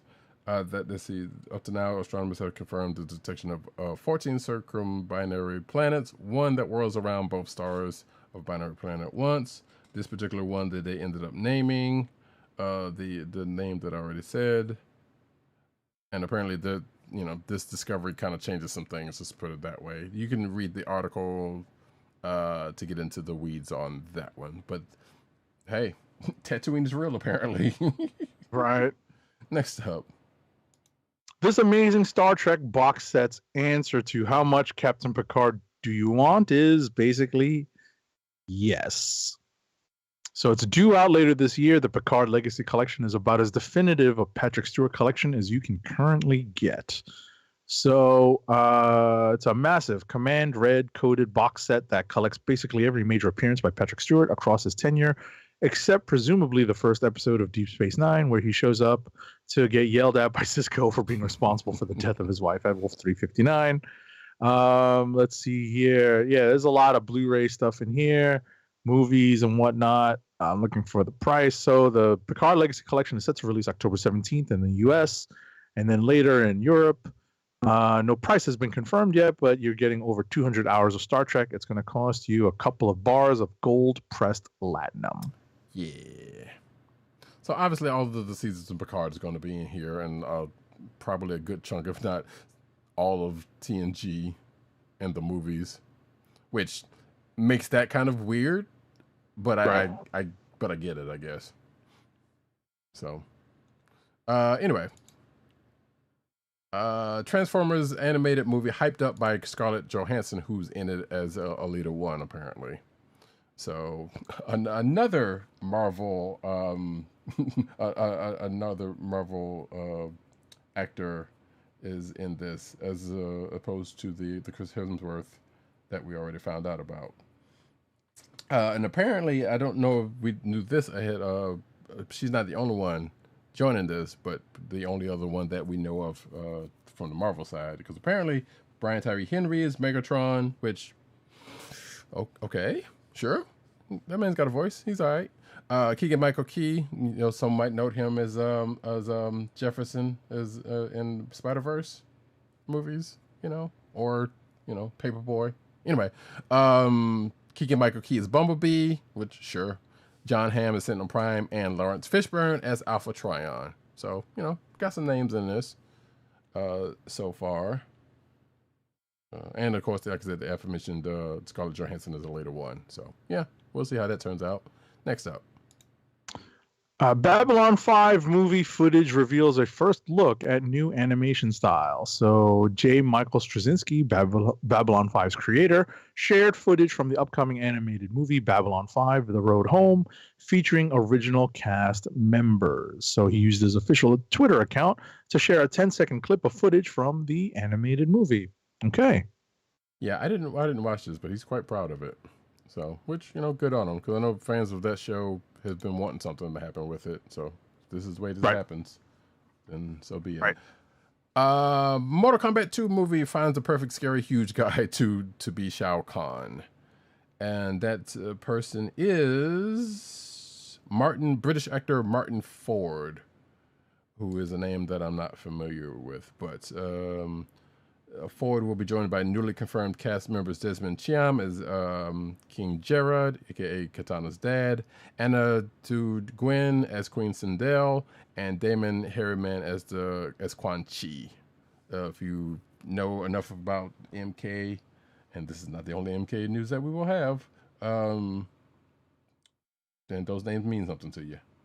But apparently, Ford is a hulking 6'8" bodybuilder and actor best known for role in Boyka Undisputed, which I don't know about that. He's described as being Bane-like, and he was also in Fast 9. So and Kingsman: The Golden Circle. So there you go. It's the Scott Adkins movie. Okay, makes sense. Next up, Dead Cells animated series coming from Blood Dragon Anime Studios PlayStation Lifestyle. So I guess we are in Anime Corner. Kinda. Yes.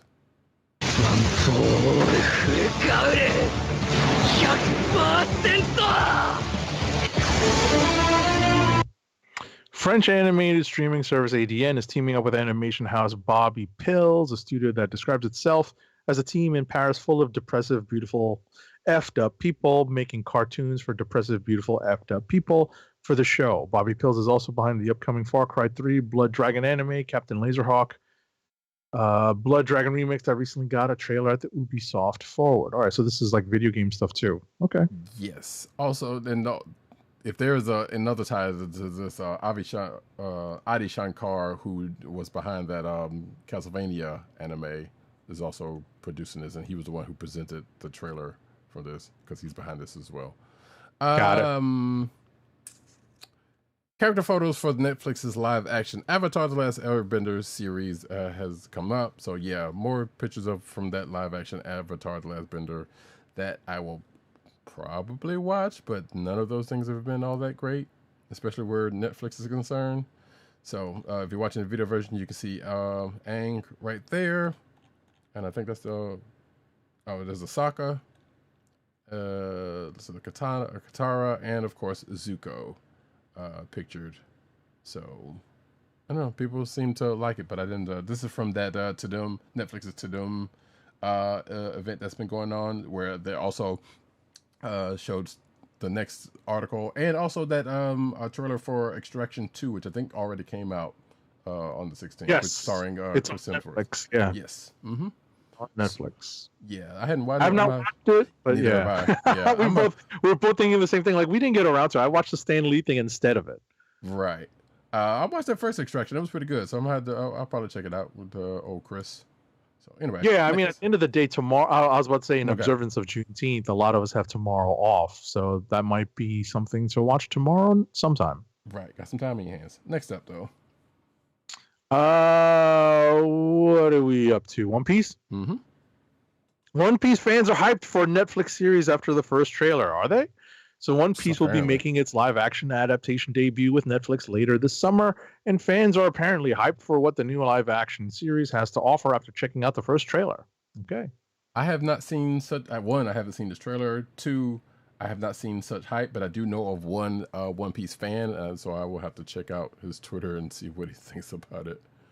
And there are One Piece fans out there. I don't know. I shouldn't say that. I don't know why. I do know why. There are a million One Piece fans out there. The sadists who decided to jump into that gigantic morass mess of an anime. I was about to say, yeah, and there's a million episodes of One Piece, so that checks out. More power to them, man. Indeed. Next up, though, Black Clover's movie poster gets romantic with Asta's surprise proposal.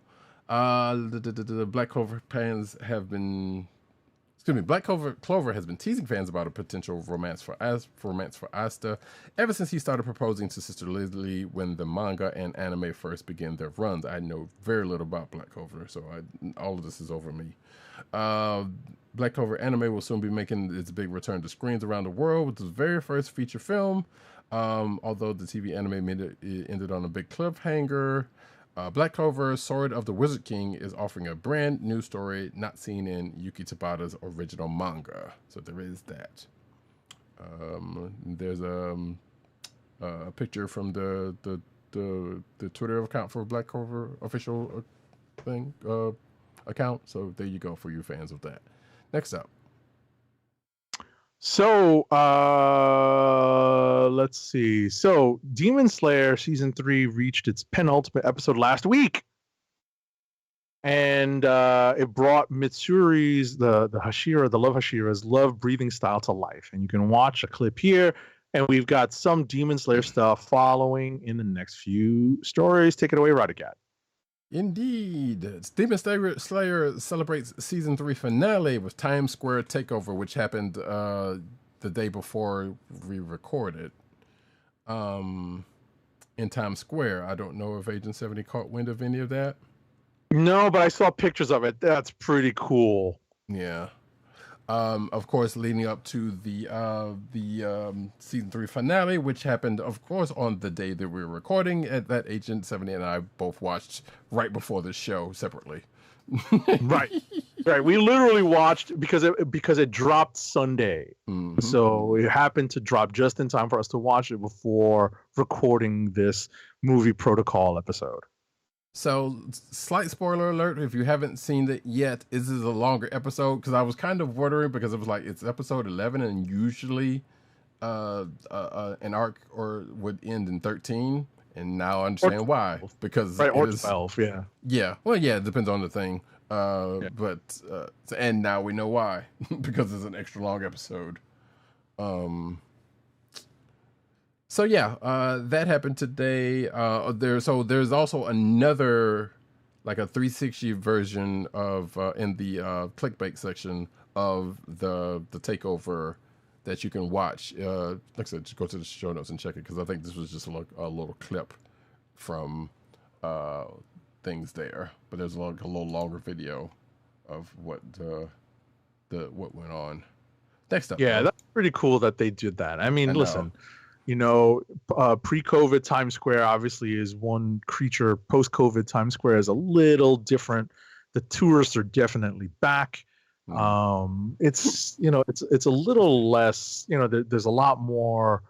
There are definitely a lot more unhoused and maybe mentally ill folks running about. Take that from a New Yorker that's on the streets, maybe Monday through Thursday nowadays, right? And oftentimes on the weekend. So, it's a little different nowadays or as the pandemic wanes, but it's still cool that they do stuff like this on the billboards of Times Square. Right. So, and to celebrate something that, a lot of people love. So, right. Namely, and following that train of thought, Demon Slayer season 4 has been announced. The next arc of Demon Slayer has been announced, and that is the looking for the title of it. It's the Hashira training, I think. Let's see. Yeah, the Hashira training arc, I believe. I don't know if that's the. It is a Hashira. Yeah, I was about to say. I'm looking through the article. It doesn't say, but I definitely saw something on my socials that said it's the Hashira training arc. Right. So. And the Rock Hashira is supposed to take center stage. Can you smell what he's cooking? Yes. You know what? I was gonna come up with something. So yeah. And the previous story, which I guess we kind of it makes sense that we went over, because yeah, like I said, the finale came and went, and fans are apparently loving it. I know I enjoyed it, but I skipped over that by accident, but kind of not, because at the end of the day, we talked about having seen it, and yeah, there's a lot in it. Yes, indeed, including something that's on the side of this thing that has to do with a character. And we talked about it for post show, so we're not going to spoil what happens here, because I know there's spoilers out there. It's out. Yeah. Hey, I mean, that's just so irresponsible. Yeah, but people are stupid, and they're we both know this. But yeah, I will safely say that it definitely got you in your feels, and it was a pretty good ending. Well, it was pretty good just all the way around, but the ending, ended pretty well, I would say. But yeah, this fourth season, I'm very much looking forward to it, but that's not a big surprise, because it's Demon Slayer, and it's been pretty consistently good so far. Yep. All right, we're going to get over into the manga section now. Right. What I would add. Okay, sure. Is that the first part of this Swordsmith Village arc had a lot of the cutesy kawaii stuff in it, and they distinctly went away from that towards the end. They you could definitely tell they were not ever touching on that stuff. It was just very, very much dramatic towards the end. Yeah, I suspect they might touch upon it, but they probably just like, this is a shonen, we don't want to put too much on that, right? So that's probably stands to reason, but I didn't mind it. It was fine. And I just suspect that there was distinctly not around. No, I'm just saying I agree with you. You are absolutely right, and like I said, because of the fact that this is shown, that's probably why they didn't. But also, I suspect it'll probably come back up in spots. Like they don't want to lean in on that kind of stuff. Of course. But yeah, we're in the manga corner. I will say check out the clickbait section because there are some stuff in there that might be a note, including that that Demon Slayer Times Square takeover video and an honest trailer for the 90s Flash, if you are so inclined to check either one of those out. And if you're too young to remember what the 90s Flash was like, hey, you'll be in for a kind of a treat. Next up, though. Alrighty. I guess we'll finish up the anime corner with the 3 Mobile Suit Gundam movies are now showing for free on the official Gundam YouTube channel. I forgot to put that in there. Yeah. So, if you're kind of a fan of Mobile Suit Gundam by way of like Gundam Wing or something like that and never really checked out Mobile Suit Gundam proper, there's a way for you to kind of circumvent some of it because it is, the series itself is kind of lengthy, but there's 3 movies out there that kind of take you through the Cliff Notes version of what happened in the story. And then you can go from there. I did the crazy thing. I remember watching these 3, not recently, but watching the 3 movies and going back and watching the actual series, which I can't remember how many episodes it is, but like I said, it's upwards of like 56 or something like that. I can't remember. So you got to see the finer points as well as what what they focused on. So that was the interest of me. So if, like I said, if you have some interest, you can check those out and kind of like, all right, this is the Mobile Suit Gundam story. This is where it all started, in a nutshell. But now we get into the manga corner.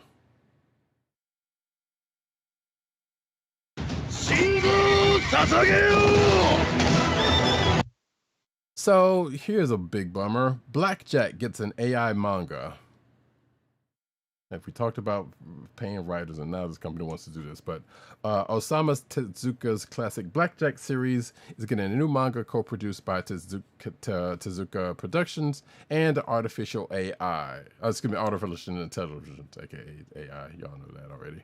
The new AI manga will launch in Akita Shoten's Weekly Shonen Champion magazine this fall as a part of the Tezuka 2023 project and to commemorate Blackjack's 50th anniversary. Just hire a writer.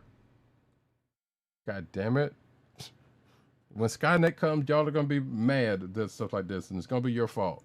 But also, pay your fucking writers. Pay some writers.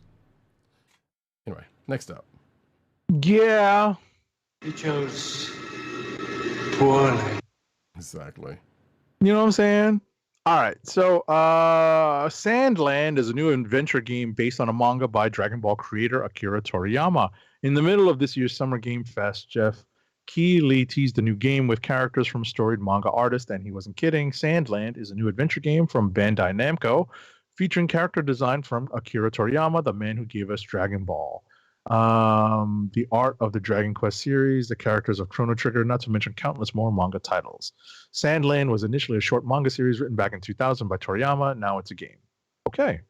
Yeah, this was actually one of the few actual surprises from Summer Games Fest, or of the bigger stuff anyway.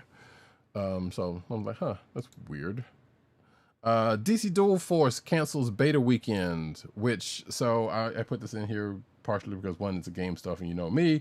2, that beta weekend was this weekend and they canceled it because they were having issues with people not being able to get in, and I should know because I was one of those people who had a beta key trying to get in. So DC Dual Force is a card-based game. Seemingly not unlike the, actually I'm not entirely sure because it's kind of, all I know is I got a beta key in my inbox and either forgot that I had signed up for this or somebody signed me up for this. I don't know. Either way, but yeah, because of the problems, they canceled the last couple of days, which realistically, they only had the betas up for like 4 hours a day. So that was a whole other thing, which kind of I did kind of hard to get into when it's 4 hours a day and you're kind of busy during those times. But apparently the beta keys that people got for this beta will be used in the next one whenever they call it, whenever they share news of it. So that's good news because of the fact that people couldn't get in. But yeah, I'm sure we'll be talking about it. Maybe I'll even stream it during the next beta if I can get in. So because it looks interesting. So what kind of game is it? It's a card-based game. It's kind of almost. It looks to be kind of Magic the Gathering-ish or Hearthstone-ish, I guess, more closely. Which you're card battling with 1v1, and it looks like there may be a PVE component, which I guess got a campaign where you're battling with cards. I was about to say you went to see John Wick 4, right? I did. Did you remember in the Honest trailer, John Wick 4's version of playing Magic? Yes. I do remember that. Right before we got to the part that I did know. Yes. As soon as you said that, that's what popped into my brain. Yes. Oh my god. Anyway, I was like, you know what? Accurate. Next up, Mortal Kombat 1 cameo gameplay showcased in new Summer Game Fest trailer. So Mortal Kombat 1 looks as absurdly violent as you'd hope, as brand new extended gameplay today showed some absolutely gruesome fatalities one after another, and characters such as Liu Kang, Sub-Zero, Scorpion, and Raiden showcased. Is this going to be so this is a reboot of the Mortal Kombat timeline, and I guess, I still haven't found a reason to get a PS5. So I don't know. Maybe I'll get a gaming PC because all the gamers are like, you gotta get a gaming PC, man. I mean, if you're so inclined, you could do multiple things with it, but so that's up to you. But yeah, so this is definitely a timeline reboot for the franchise. Liu Kang is now in the place of Raiden as the god of the universe. So that's okay. Yeah, so that part's kind of funny. And for those in the know, obviously Mortal Kombat NetherRealm also did Injustice, which is the DC fighting game, and DC fighting game that some Mortal Kombat characters kind of came in with. There's some Injustice in this, and it kind of makes me want. I'm not the biggest MK fan, but from what they showed of the gameplay, and the parts that look kind of like Injustice, which makes sense, kind of makes me want to play this thing. So check it out if you're interested. I know the fighting game community is. Next up, watch Star Trek Infinite gameplay trailer reveal, which has details for the grand strategy game. So yeah, this is another thing from Summer Games Fest. Also another surprise. This is a real-time strategy game set in the Star Trek universe, from what I could gather, made by Paradox Interaction, actor who is known for doing stuff like that. And the trailer that I saw didn't really give much on it, and I don't know if this is the same trailer that was at Summer Games Fest, or this is a more in-depth one. But if it is, I'm slightly curious, but also frightened of it, because those RTS games can be a bit much. But one set in Star Trek universe might be kind of interesting. So we'll see what happens with that. Next up, though. Star Wars Outlaws is a new open world Star Wars game from Ubisoft that's coming out in 2024. So, open world, who do you get to play as? Doesn't say. Kay Vess, who is a new character, and it's set between Empire and Return of the Jedi. Got it. So yeah, there's I hadn't seen. I watched that trailer. I hadn't seen anybody of known notes in this, so they're probably keeping it low. Well, actually, I take it back. I think you see Han Solo's carbonite casket body / thing in the trailer, but I didn't catch that. So, but it looks good regardless. So I will definitely be checking that out when that happens. Marvel Snap introduces Conquest Mode as a new feature in the game. I believe that has already come out this past week. So it's a new mode. I'm not entirely sure what's going on with it because I didn't read too much on it. But as the name might imply, I guess you got kind of goals to kind of build up to, or you're building up wins up to a certain point, and you get stuff for it for going through it. That's pretty much like I had to go through this article a little bit more and then look at it. But a single loss elimination. So if you are familiar with how that goes, you can't mess around. Next up, All righty, give me a moment. I have to open this I story up. love this news. What's that? I said I love this news. All right, so chugga. So what are we up to? Snap? Oh no, you we're did the past snap. that. Yeah. Mm-hmm. Avengers Inc. Wasp is going to lead a new team in solving mysteries and avenging murders, taking that Avengers name very seriously. So this is waiting for this to load because apparently it reloaded just now. So this is a series from Al Ewing and Leonard Kirk launching this September. And let's see. I'm looking to see who else is going to be on the roster at the beginning. Here, I can tell you. Victor Shade. It looks like Victor Shade. I was about to say, it looks like it's Victor Shade, the alter ego of One Vision. Mm-hmm. So them two kind of going around solving crimes. So this comes out of Al Ewing's Wasp miniseries that just ended, and at the end of that kind of set this up. Because, and I can tell you, well, I can say who the first movie they're gonna solve, but I won't, even though that's been like a while back. Some people are liking this to X Factor or later X Factor series, which sure. But I was kind of curious to see what Jan was getting into after that thing ended. So I guess we'll find out with this. And it's Al Ewing, so that's a double plus. Next up, though, Scarlet Witch. Come on, Scarlet Witch #6's first look pits Wanda against her son Wiccan.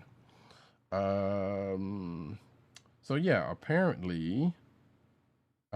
Ganymede, an enemy of the Kree Skrull Empire, seeks Wanda's help in avenging her fallen sisterhood, which puts her, in the line of her son and, I guess, son-in-law with Teddy. I'm not sure if they did probably get married, so I guess that's true. But yeah, we got a preview here, and that book comes out soon-ish. It doesn't say here when, but I think that might be the next issue if we're getting previews already. Next up. Hold on. Before you do that, let me do something real quick. Hit it. Jonathan Hickman and Valerio Schiti's GODS descend onto the X-Men's Hellfire Gala. You can check out an all-new variant cover for X-Men's Hellfire Gala #1 in July by artist Valerio Schiti that features characters from the upcoming series Gods GODS. Yeah.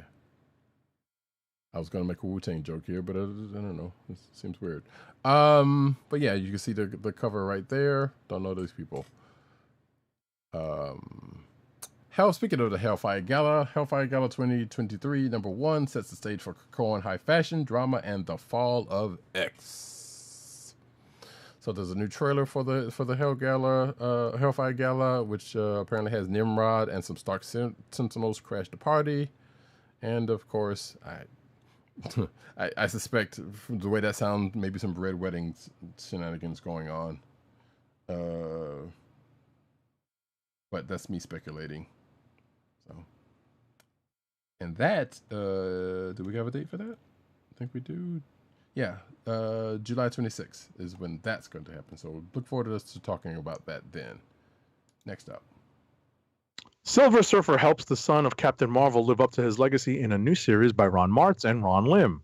So that is the old creative team, the former creative team on the Silver Surfer in the 90s. So it's pretty fun to see that team reunite to tell new stories of the Silver Surfer. And now he's going to be dealing with, what's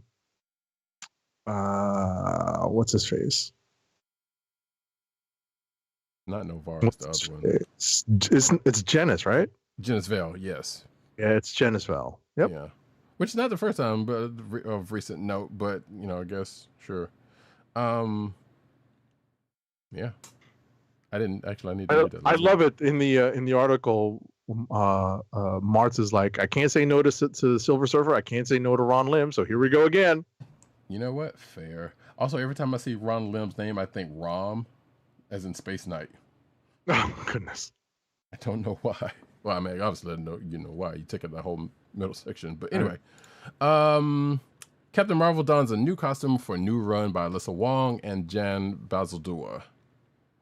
So Captain Marvel #1 will mark a revolutionary shift, according to Marvel.com's article, for the iconic cosmic hero, as she gets a glow up courtesy of superstar artist Jen Bartel. Bartel's recent Hellfire Gala design for Carol was a hit with fans. No surprise there. And now she's delivered a sleeker, modified version of Carol's new journey. So yeah, there's a creative team for the new ongoing. Here's the new duds in the cover. I like it. Yeah, it's not. I like it because you know what's funny is that we had a conversation about costume design earlier with the Black Panther. This is still a little bit complex for artists to reproduce panel to panel, but it is still very sleek. And other than that kind of ribbon thing, would be very easy to draw panel to panel, I think. Right. That Obviously, ribbon thing is just a little. I guess it allows for flow and speed to be drawn.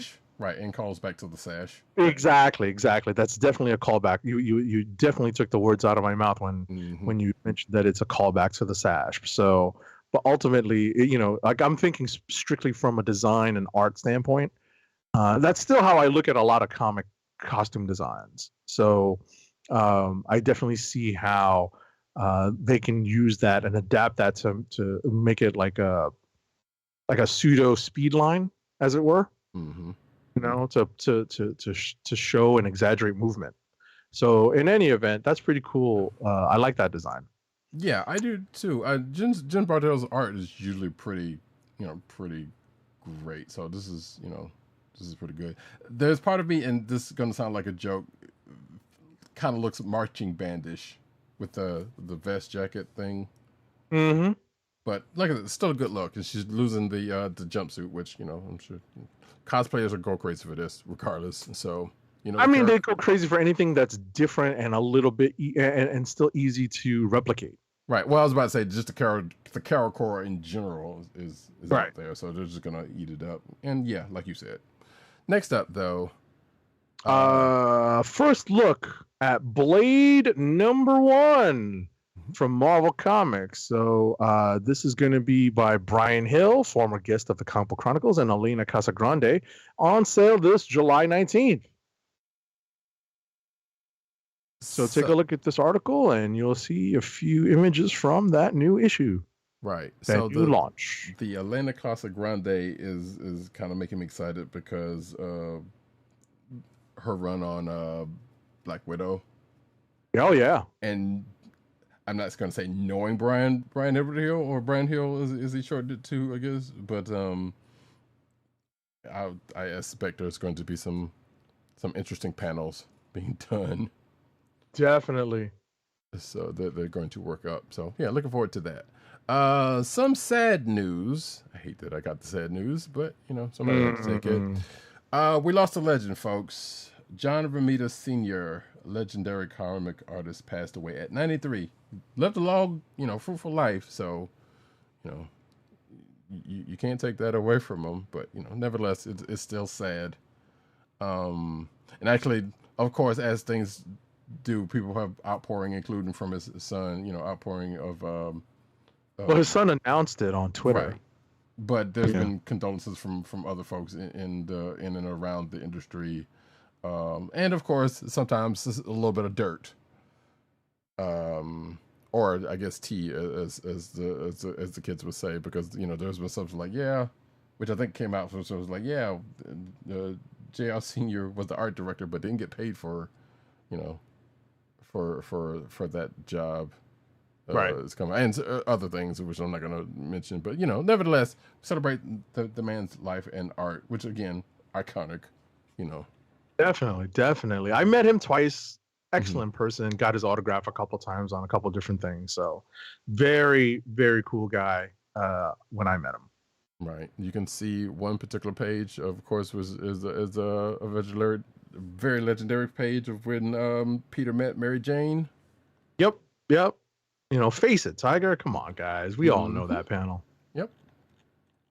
And a few more. Of course, the Spider-Man No More, throwing the suit in the dumpster panel.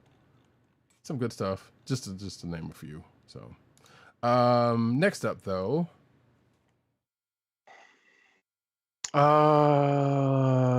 Wonder Woman #1 covers have been revealed by DC. So the Dawn of DC Initiative is providing a new status quo to a wide crop of heroes and villains, and that includes the Princess of Themyscira.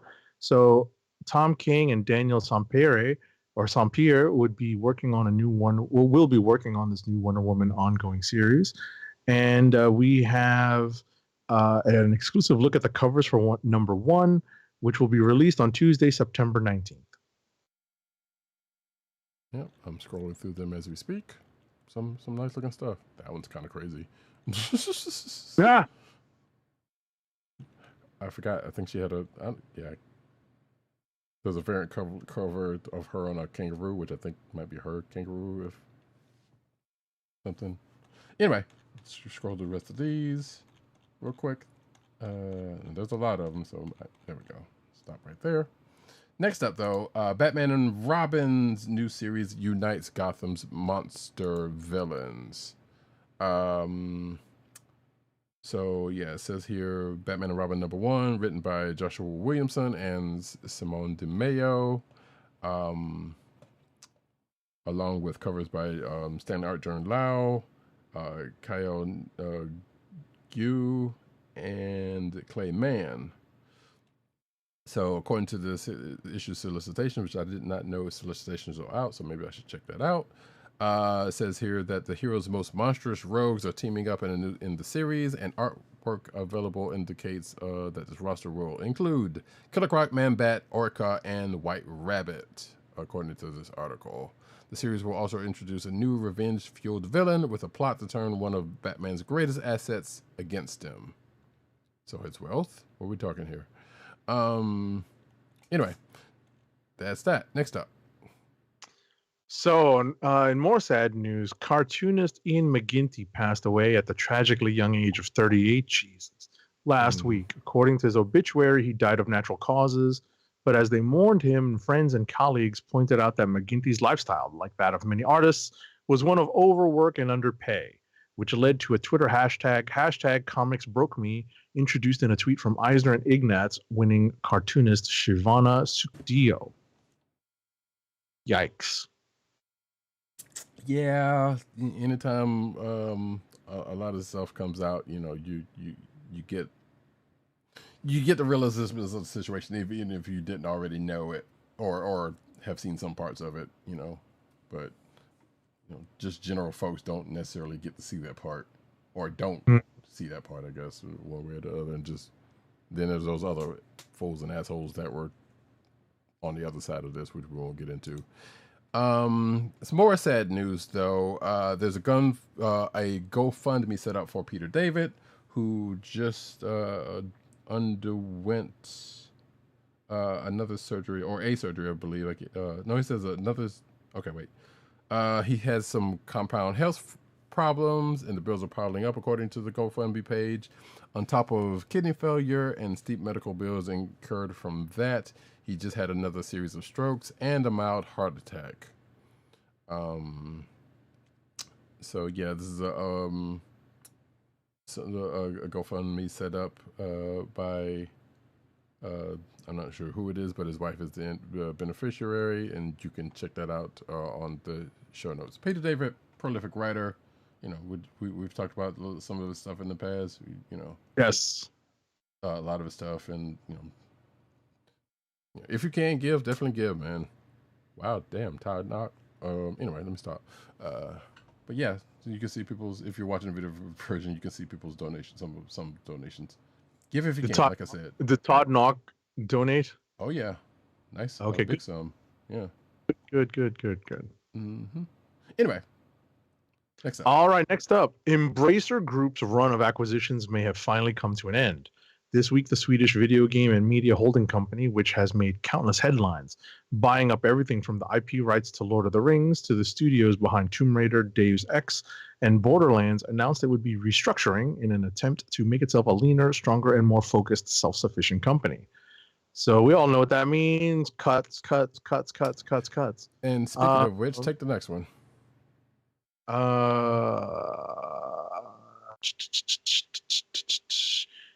Okay, Dark Horse parent company, the Embracer Group, restructures and plans layoffs. So, of course, it's going to hit the comic book industry as well as some of the other entertainment holdings the Embracer Group has. So, Dark Horse was purchased by Embracer Group in early 2022. Yeah, Embracer Group is an interesting thing. Like, they bought up a whole bunch of shit, especially in the video game realm, and of course, Dark Horse and a couple other things. So, I guess it was bound to happen that they flew too high. I mean, a lot of this stuff takes time to produce. That's the thing. Like, it's hard to, like if you have one or two things that don't pan out, and if that Lord of the Rings Amazon show came out to like lukewarm reception, then that's fine. It's still coming out for I think there's still enough goodwill towards it to see a season 2. They just can't. I'm not sure what they're planning on in terms of revenue streams. Yeah, I don't know, but Embracer Group was just buying a lot of stuff. Like you hear about stuff like every other day that they were just buying. So that's why I'm saying they flew a little too high.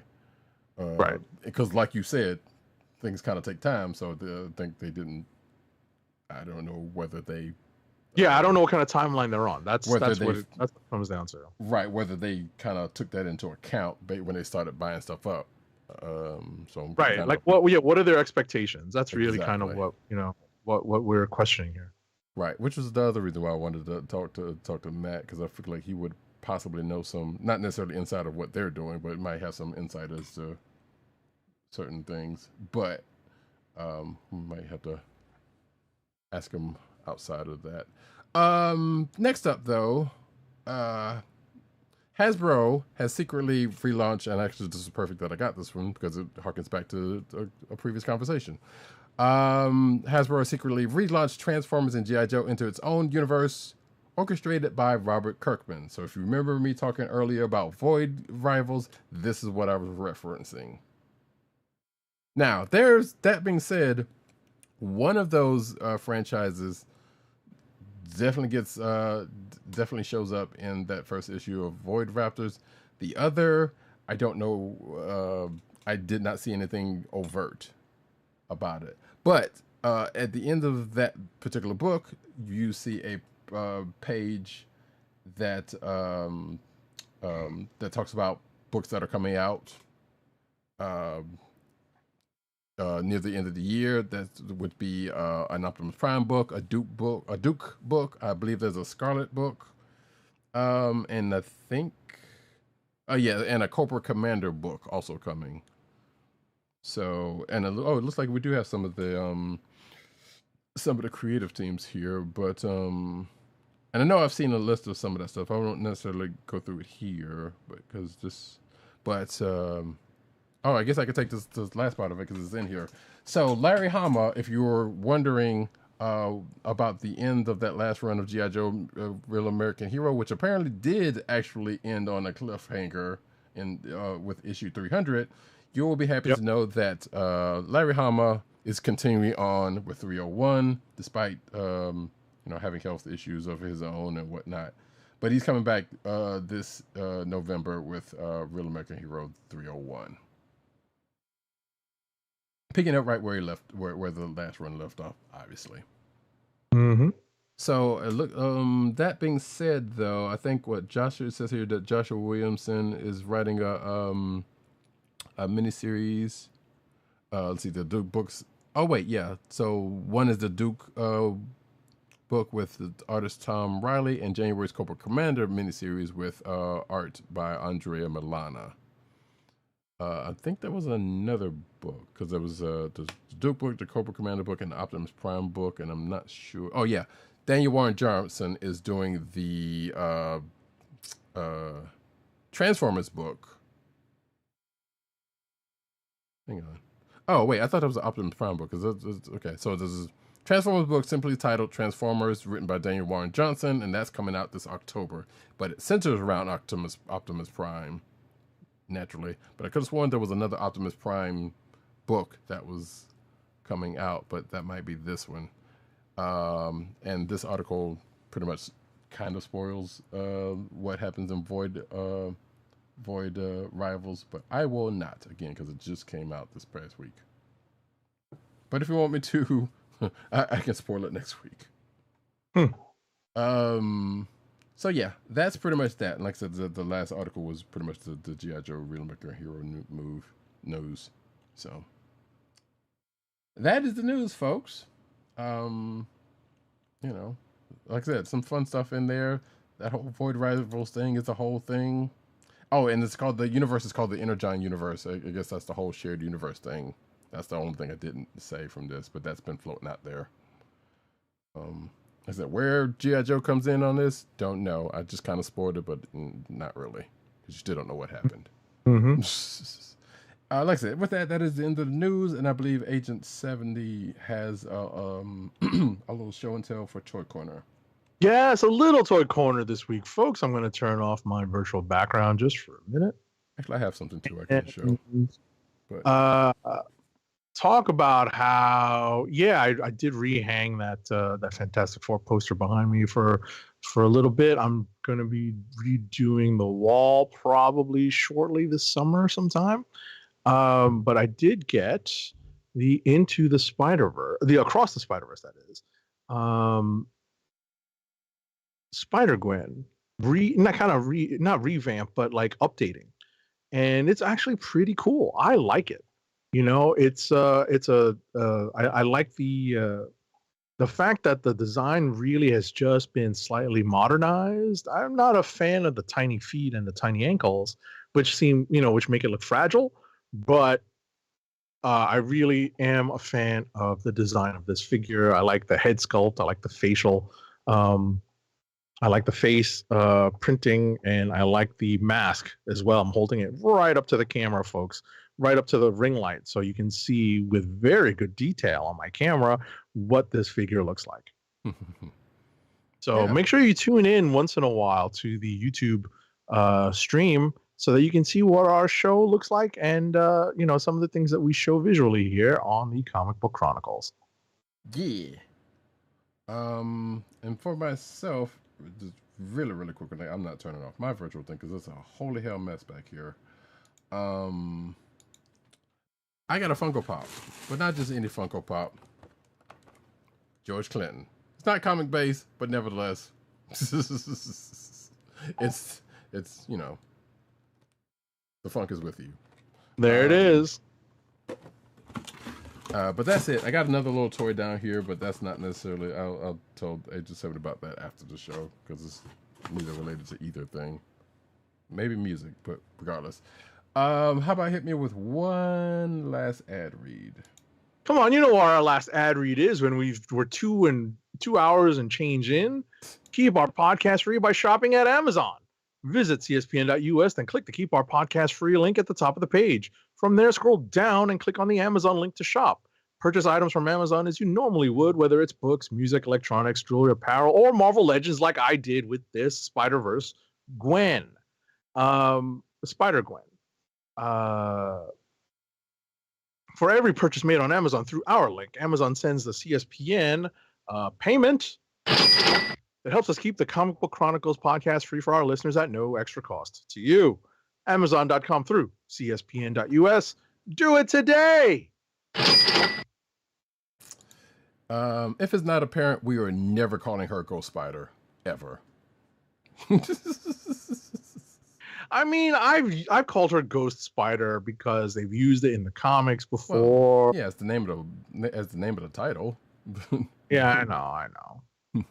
But we've never actually called her Ghost Spider as in reference to her. Right. That I agree with. Yes. All right, folks. That is the end of this here show for tonight. It was jam packed with goodness and some. I'm not gonna say badness. That's debatable, depending on how you feel about the Flash. The Scarlet Criminal is out there, so you can go check them out for yourself. But maybe, I don't know, save your money for something actually worthwhile. I don't know. That's just off of me not seeing it. But you do you. Don't think we have anything coming up anytime soon, like I said earlier. So we're just going to say that I have been Roddykat. You can find me at Roddykat on Twitter. You can find me at NewsNerdNeed on Twitter. You can find me at CBCaps on Instagram. Agent_70 on Twitter and Instagram. PC_dirt on Twitter. PopCultureNet on Twitter. And PopCultureNetwork.com is all the umbrella sites therein. Tim, DOGG98 on Twitter. The Kliq Nation on Twitter. That's TheKliqNatln. Also, CB Cron on Twitter, which is the Comic Book Chronicles Twitter account. I think I said thekliqnation.com. But also, and most definitely, you can find Homeboy over at comicbook.com under the name Timothy Adams, writing his face off. Go check out the man's work. Click and read and click, all that kind of good stuff. You can find this here podcast on the Cold Slither Podcast Network. That's ESPN.us. Do it today. Hey, a little homework. If you are so inclined as to wonder where that name comes from, and you don't already know where it comes from, maybe go check out the G.I. Joe channel, Hasbro's G.I. Joe channel, and watch the episode Cold Slither. You'll be joining us soon, but also you'll understand. You'll be playing our tune soon too. Exactly. You can find us on your podcast personal place of choice, whether it be Google Play, Apple iTunes, aka Apple Podcasts, Spotify, or the Cold Slither Podcast Network's SoundCloud page. Make sure to hit like and subscribe and leave us 5-star positive reviews on Apple Podcasts. You can also find us recording mostly every Thursday night, and we definitely will be next week, on the YouTube channel of the Kliq Nation. That's youtube.com/thekliqnation and twitch.tv/Comic Book Chronicles. Make sure to hit like and subscribe and hit the notification button so that you know when we are live online recording and broadcasting. I keep threatening to actually stream some comic book based games on that channel, and I'm going to make good on that sometime, hopefully soon. I got some definitely good games to do. And with that, folks, this has been the Comic Book Chronicles. Peace. Peace. One. Almost over, y'all. Sugar. I really stand. Lights out.